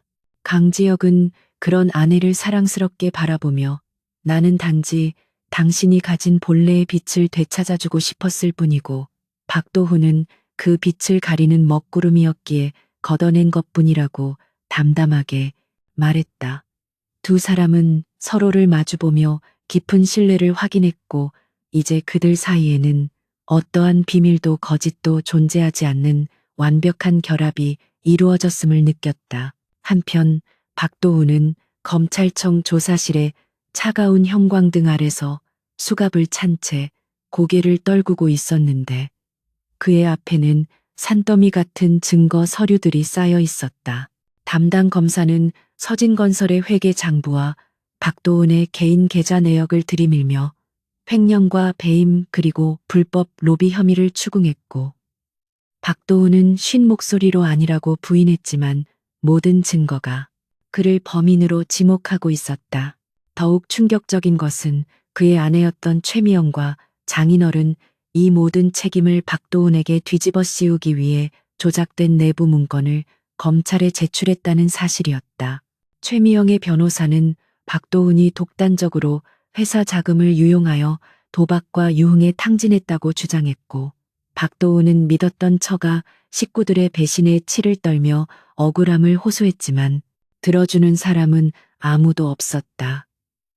그는 자신이 성공을 위해 선택했던 동아줄이 사실은 자신의 목을 조르는 썩은 동아줄이었음을 뼈저리게 깨달으며 절규했다. 재판 과정은 박도훈에게 있어서는 살아있는 지옥과도 같았는데 언론은 그를 파렴치한 경제사범이자 조강지처를 벌이고 재벌가를 기웃거린 부도덕한 인간으로 매도하며 연일 대서특필했다. 법정 방청석에는 분노한 채권자들과 서진건설의 해직 직원들이 몰려와 그에게 욕설을 퍼부었고 계란과 물병이 날아드는 수모를 겪어야 했다. 판사는 박도훈의 죄질이 매우 나쁘고 반성의 기미가 보이지 않는다며 중형을 선고했고 박도훈은 판결문을 듣는 순간 다리가 풀려 그 자리에 주저앉고 말았다. 그는 항소를 하겠다고 소리쳤지만 이미 국선 변호사조차 그를 포기한 상태였고 그를 면회오는 가족이나 친구는 단 한 명도 없었다. 감옥에 갇힌 그는 좁은 독방에서 벽을 긁으며 밤마다 악몽에 시달렸는데 꿈속에서는 언제나 한서윤이 나타나 그를 비웃거나 혹은 그가 그녀를 버렸던 그날의 빗소리가 귓가를 때리며 그를 괴롭혔다. 시간이 흘러 계절이 바뀌고 박도훈은 형기를 마치고 가석방으로 출소하게 되었지만 그를 기다리는 세상은 감옥보다 더 혹독하고 냉랭했다. 그는 전과자라는 낙인이 찍혀 재취업은 꿈도 꿀 수 없었고 빈털터리가 되어 찜질방과 고시원을 전전하는 신세로 전락했다. 한때 고급 수트를 입고 외제차를 몰던 그는 이제 늘어난 티셔츠에 낡은 운동화를 신고 무료 급식소를 기웃거리는 노숙자 무리에 섞여 하루하루를 연명해야 했다. 그는 건설 현장의 일용직 노동자로 일하며 무거운 시멘트 포대를 날랐는데 평생 pen대만 굴리던 그의 몸은 금세 망가져 매일 밤 근육통에 시달려야 했다. 땀과 먼지로 뒤범벅된 채 컵라면으로 끼니를 때우며 그는 자신이 한때 누렸던 영광이 신기루처럼 사라져버린 현실을 멍하니 바라보았다. 어느 날 저녁 박도훈은 일을 마치고 터덜터덜 강남의 번화가를 걷고 있었는데 화려한 네온 사인과 세련된 옷차림의 사람들은 그에게 극심한 위화감을 안겨주었다. 그는 거대한 빌딩 숲 사이를 걸으며 마치 자신이 투명 인간이 된 것 같은 기분을 느꼈는데 그때 대형 전광판에서 흘러나오는 뉴스가 그의 발걸음을 멈추게 만들었다. 화면 속에는 JK그룹의 강지혁 회장과 한서윤 이사장이 나란히 서서 신규 복지재단 설립을 발표하는 기자회견 장면이 생중계되고 있었다. 한서윤은 그 어느 때보다 아름답고 기품 있는 모습으로 환하게 웃고 있었고 강지혁은 그녀를 자랑스럽게 바라보며 굳건히 곁을 지키고 있었다.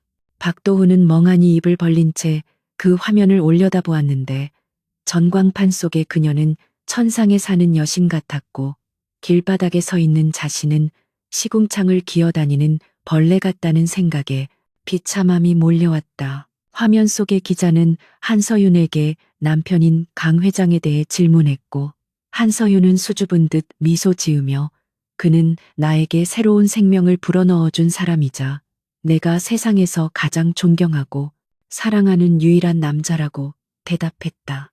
그 말을 듣는 순간 박도훈의 심장은 쿵 하고 내려앉았는데 과거 자신이 그녀에게 들었던 사랑한다는 말과는 비교조차 할 수 없는 무게감과 진정성이 느껴졌기 때문이었다. 그는 자신이 한서윤에게 주었던 것은 사랑이 아니라 집착과 상처뿐이었다는 것을 인정해야만 했고 강지혁이야말로 그녀를 진정으로 행복하게 해줄 자격이 있는 남자라는 사실을 받아들일 수밖에 없었다. 그는 자신이 그들 사이에 끼어들 틈은 애초부터 존재하지 않았으며 자신의 욕망이 얼마나 초라하고 부질없는 것이었는지를 깨닫고 고개를 떨구었다. 박도훈은 전광판 아래서 하염없이 눈물을 흘렸는데 지나가는 사람들은 그를 미친 사람 취급하며 피해갔지만 그는 아랑곳하지 않고 소리 죽여 울었다. 그것은 잃어버린 사랑에 대한 미련이 아니라 자신의 어리석은 선택으로 인해 망가져버린 인생에 대한 뒤늦은 참회였다.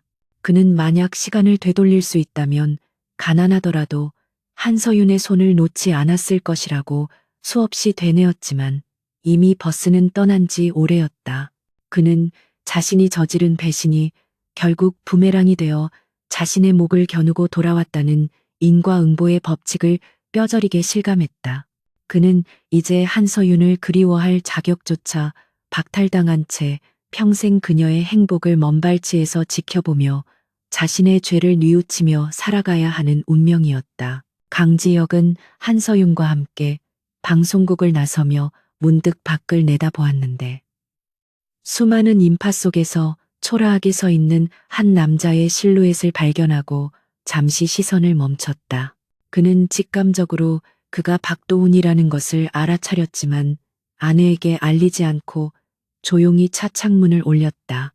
그는 박도훈이 이미 충분한 벌을 받고 있다고 생각했고 이제 그를 완전히 잊어주는 것이 아내를 위한 마지막 배려라고 판단했기 때문이다. 한서윤은 남편이 무엇을 보았는지 눈치채지 못한 채 오늘 인터뷰가 어땠냐며 제잘거렸고, 강지혁은 그런 그녀의 머리를 쓰다듬으며 완벽했다고 칭찬해 주었다. 차는 부드럽게 출발하여 어둠을 뚫고 빛을 향해 나아갔고, 박도훈은 멀어지는 차의 미등을 바라보며 힘없이 돌아섰다.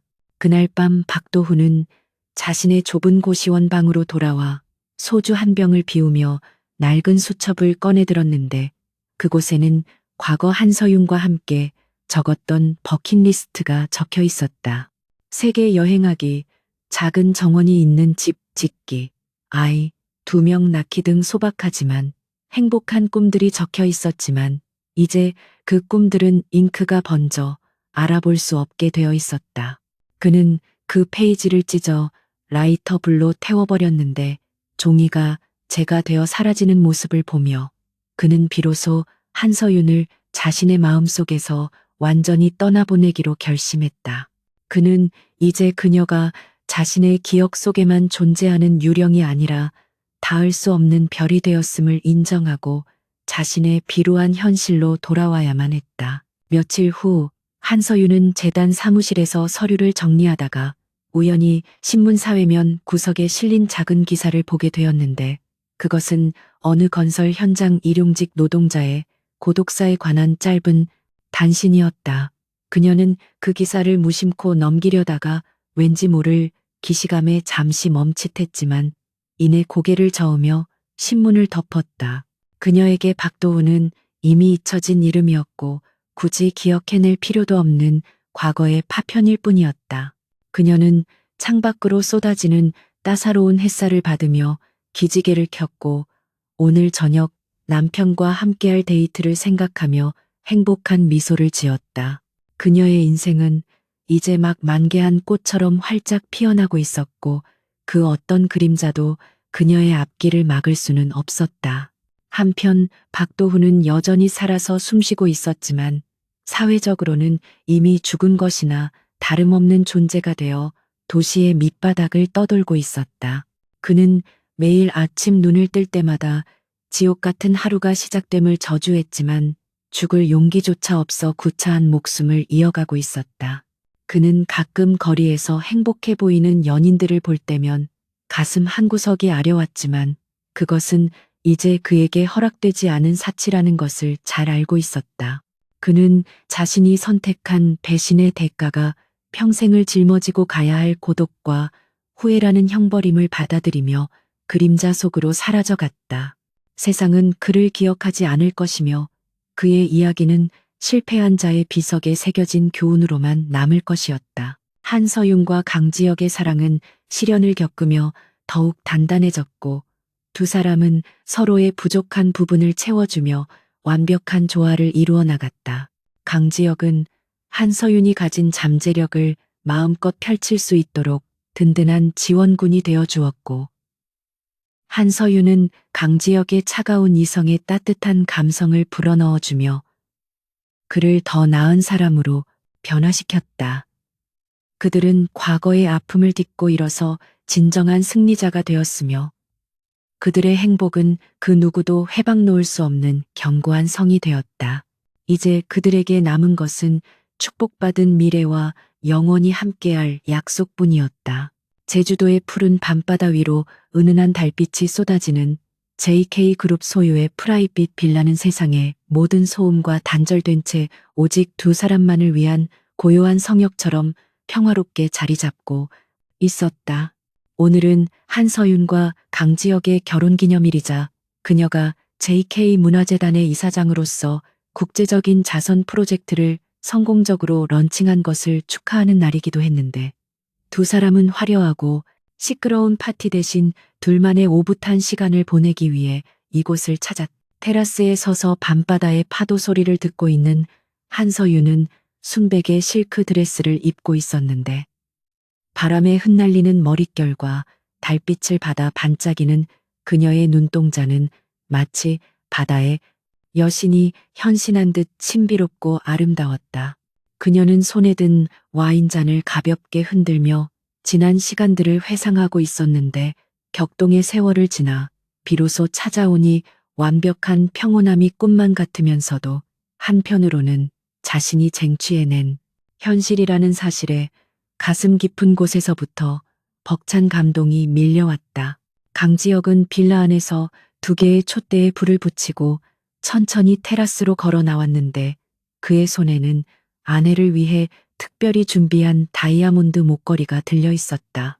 그는 인기척 없이 다가가 한서윤의 뒤에서 목걸이를 걸어주며 부드럽게 그녀의 목덜미에 입을 맞추었고, 한서윤은 차가운 금속의 감촉과 남편의 따뜻한 입술이 닿는 순간 기분 좋은 전율을 느끼며 미소 지었다.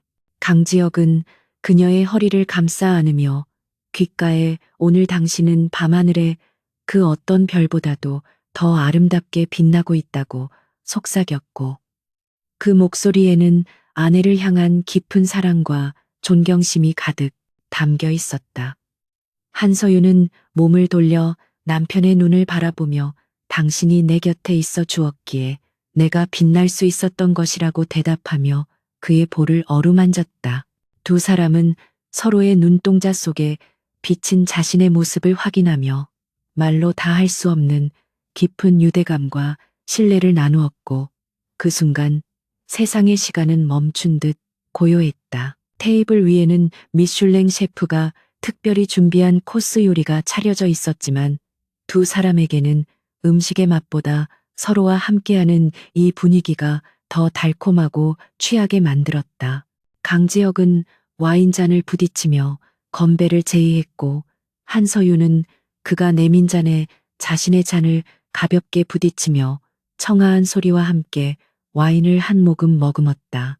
강지혁은 한서윤에게 지난 1년 동안 정말 많은 일들이 있었지만 당신이 곁에 있어서 모든 것을 이겨낼 수 있었다고 고백하며, 특히 당신이 과거의 상처를 극복하고 이렇게 당당한 모습으로 내 앞에 서 있는 것이 나에게는 가장 큰 선물이라고 말했다. 그는 한서윤이 박도훈이라는 어두운 그림자를 스스로 걷어내고 찬란한 태양처럼 떠오르는 과정을 지켜보면서 그녀를 향한 사랑이 연민이나 보호 본능을 넘어선 경외심으로 발전했음을 숨기지 않았다. 한서윤은 잠시 먼 바다를 바라보며 박도훈의 이름을 떠올려 보았지만 신기하게도 가슴 속에는 어떠한 동요나 아픔도 남아있지 않았고, 마치 오래전 읽었던 소설 속 등장인물을 생각하는 것처럼 무덤덤했다.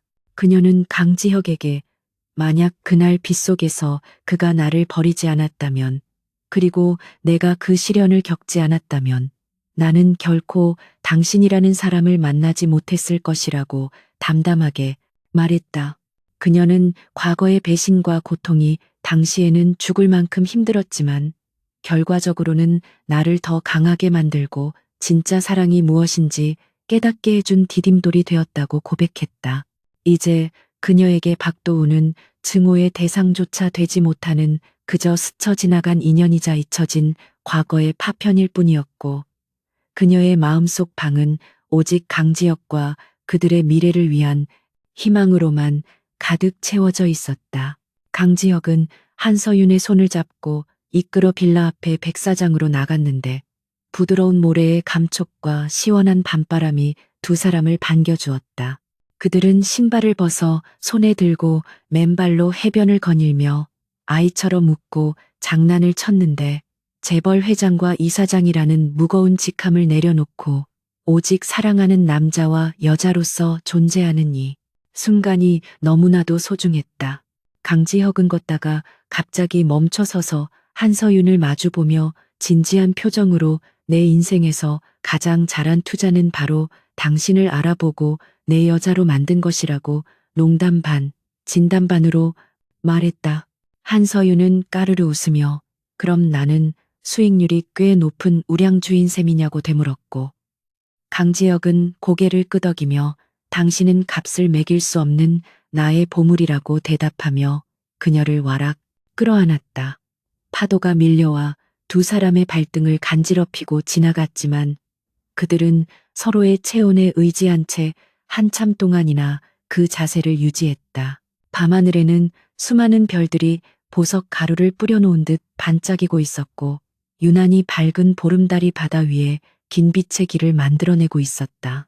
한서유는 그 달빛을 바라보며 문득 자신이 걸어온 길을 되돌아보았는데 좁고 어두운 골목길에서 시작하여 험난한 비포장도로를 지나 마침내 이렇게 넓고 환한 바다 앞에 서게 된 여정이 파노라마처럼 스쳐 지나갔다. 그녀는 가난했던 미대생 시절의 꿈과 좌절, 그리고 사랑이라고 믿었던 착각과 뼈아픈 배신, 그리고 복수와 성공에 이르기까지의 모든 순간들이 지금의 자신을 완성하기 위한 퍼즐, 조각들이었음을 깨달았다. 그녀는 이제 더 이상 과거를 후회하거나 누군가를 원망하는데 감정을 낭비하지 않기로 했으며, 오직 현재의 행복을 만끽하고 다가올 미래를 아름답게 가꾸어 나가는데 집중하기로 다짐했다. 강지혁은 주머니에서 작은 벨벳 케이스를 꺼내어 한서윤에게 내밀었는데 그 안에는 두 사람의 이니셜이 새겨진 심플하면서도 고급스러운 백금 반지가 들어 있었다. 그는 결혼 반지가 이미 있지만 이것은 우리가 함께 헤쳐나온 시간들과 앞으로 영원히 함께할 미래를 약속하는 의미라고 설명하며 그녀의 약지에 반지를 끼워 주었다. 한서윤은 눈시울이 붉어진 채로 남편의 손을 잡고 나 또한 당신이 지칠 때 쉴 수 있는 그늘이 되어주고 당신이 어둠 속을 헤맬 때 길을 비추는 등불이 되겠다고 맹세했다. 두 사람은 달빛 아래서 서로의 손을 맞잡고 영원한 사랑을 서약했는데 그것은 화려한 결혼식장에서 했던 의례적인 맹세보다 훨씬 더 깊고 진실한 영혼의 울림이었다. 그들은 서로가 서로에게 구원자이자 안식처임을 확인하며 세상 그 무엇도 두 사람을 갈라놓을 수 없음을 확신했다. 한편 먼 서울의 어느 낡은 쪽방촌에서는 박도훈이 술에 취해 잠들지 못한 채 뒤척이고 있었는데 좁은 창문 틈으로 들어오는 달빛이 그의 초라한 방을 비추고 있었다. 그는 꿈속에서조차 한서윤의 행복한 모습을 보며 괴로워했는데 그것은 그가 평생 짊어지고 가야 할 업보이자 벗어날 수 없는 감옥이었다. 그는 이제 한서윤이 어디서 무엇을 하는지 알 수조차 없는 처지가 되었지만 그녀가 자신과는 비교할 수 없을 만큼 높은 곳에서 행복하게 살고 있을 것이라는 사실만은 뼈저리게 느끼고 있었다. 그의 존재는 한서윤의 인생에서 완전히 지워졌고 그가 남긴 상처조차 그녀에게는 훈장이 되어버렸다는 잔인한 현실이 그를 더욱 비참하게 만들었다. 그는 어둠 속에서 흐느끼며 자신의 어리석음을 탓했지만 돌아오는 것은 차가운 정적뿐이었고 그의 울음소리는 도시의 소음에 묻혀 흔적도 없이 사라져버렸다. 다시 제주의 밤바다로 돌아와 한서윤과 강지혁은 모래사장 위에 앉아 서로의 어깨에 기대어 도란도란 이야기를 나누고 있었다. 강지혁은 앞으로 우리가 함께할 자선 사업에 대한 계획을 신나게 이야기했고 한서윤은 그의 말에 귀를 기울이며 가끔씩 좋은 아이디어를 보태주었다. 그들은 더 이상 개인의 부와 명예에 집착하는 것이 아니라 자신들이 가진 것을 사회에 환원하고 더 많은 사람들에게 희망을 전해주는 삶을 살기로 약속했다. 그것이야말로 그들이 받은 사랑과 축복에 보답하는 길이며 진정한 의미의 성공이라고 믿었기 때문이다. 한서윤은 강지혁의 옆모습을 바라보며 이 남자가 가진 넓은 가슴과 따뜻한 마음씨를 사랑하지 않을 수 없다고 생각했고 그와 함께라면 세상 끝까지라도 갈 수 있을 것 같은 용기를 얻었다. 바다 위로 떠오른 달이 중천에 걸리고 밤은 더욱 깊어졌지만 두 사람의 이야기는 끝날 줄을 몰랐다. 한서윤은 강지혁에게 우리가 나중에 호호백발 할머니 할아버지가 되어서도 이렇게 손잡고 바다를 보러 오자고 제안했고 강지혁은 당연히 그럴 것이라며 그때는 우리 손주들도 함께 데리고 오자고 웃으며 대답했다. 그들은 함께 늙어가는 미래를 상상하며 행복에 젖어들었고 그 평범하고도 소박한 소망이 이루어질 것임을 의심하지 않았다. 한서윤은 모래 위에 손가락으로 하트 모양을 그리고 그 안에 두 사람의 이름을 적어 넣었는데 파도가 밀려와 글씨를 지워버렸지만 그녀는 개의치 않고 다시 한 번 더 크게 이름을 적었다. 파도가 글씨를 지울 수는 있어도 두 사람의 가슴 속에 새겨진 사랑은 결코 지울 수 없다는 것을 의미하는 듯했다. 강지혁은 한서윤을 일으켜 세우고 그녀의 얼굴을 두 손으로 감싸주며 깊고 진한 키스를 나누었는데 입술이 닿는 순간 두 사람의 영혼이 하나로 연결되는 듯한 짜릿함을 느꼈다. 달빛과 파도 소리가 두 사람을 축복하듯 감싸 안았고 세상은 온통 사랑의 빛으로 물들어 있었다. 그 키스는 지난날의 아픔을 완전히 씻어내고 새로운 시작을 알리는 의식이자 서로를 향한 영원한 헌신의 맹세였다. 한서윤은 눈을 감고 남편의 숨결을 느끼며 자신이 세상에서 가장 행복한 여자임을 실감했고 이 순간이 영원히 멈추기를 바랐다. 숙소로 돌아온 두 사람은 침대에 나란히 누워 창밖으로 보이는 밤하늘을 바라보며 잠을 청했는데 강지혁은 한서윤을 팔베개 해주며 자장가처럼 나지막한 목소리로 사랑한다고 속삭였다. 한서윤은 그의 품 안으로 파고들며 나도 사랑한다고 대답했고 금세 평온한 꿈나라로 빠져들었다. 그녀의 꿈속에는 더 이상 비가 내리지 않았고 언제나 따스한 햇살과 향기로운 꽃들이 가득했으며 그 중심에는 항상 강지혁이 서서 그녀를 향해 팔을 벌리고 있었다. 그녀는 이제 과거의 악몽에서 완전히 깨어나 현실이라는 아름다운 꿈을 꾸며 살아가게 된 것이었다.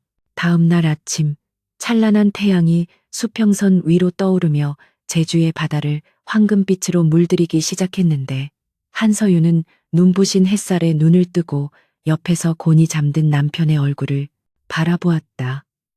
그녀는 조심스럽게 일어나 창가로 다가가 아침 바다의 풍경을 감상했는데 어제보다 더 맑고 투명한 바다가 그녀를 반겨주었다. 그녀는 가슴을 활짝 펴고 신선한 아침 공기를 들이마시며 오늘 하루도 선물 같은 날이 될 것임을 예감했다. 그녀는 더 이상 누군가의 전 여자친구가 아니었고 배신당한 피해자도 아니었으며 오직 강지혁의 사랑받는 아내이자 자신의 인생을 주체적으로 살아가는 당당한 여성 한서윤이었다. 그녀는 잠든 강지혁을 깨우기 위해 침대로 다가가 장난스럽게 코를 잡아당겼고 강지혁은 으음 소리를 내며 눈을 뜨더니 아내를 발견하고 환하게 웃었다. 두 사람은 모닝키스를 나누며 하루를 시작했고 함께 아침 식사를 준비하며 소소한 행복을 만끽했다. 주방에서 들려오는 달그락거리는 소리와 두 사람의 웃음소리는 그 어떤 음악보다도 아름다운 화음이 되어 빌라 안을 가득 채웠다. 이것은 동화 속의 결말처럼 그들은 오래오래 행복하게 살았습니다라는 문장으로 끝나는 이야기가 아니라 매일매일 새로운 사랑을 써내려가는 현재 진행형의 로맨스였다. 이야기는 여기서 막을 내리지만 한서윤과 강지혁의 사랑은 끝나지 않고 계속될 것이며 그들의 삶은 세상에 긍정적인 영향력을 끼치며 더욱 아름답게 빛날 것이다. 배신과 상처를 딛고 일어선 한 여자의 통쾌하고도 감동적인 인생 역전 드라마는 이렇게 완벽한 해피엔딩으로 마침표를 찍게 되었다. 어둠이 깊을수록 별은 더 밝게 빛나듯 시려는 사랑을 더 단단하게 만드는 촉매제였음을 증명하며 두 사람은 서로의 손을 잡고 찬란한 미래를 향해 힘찬 발걸음을 내디뎠다.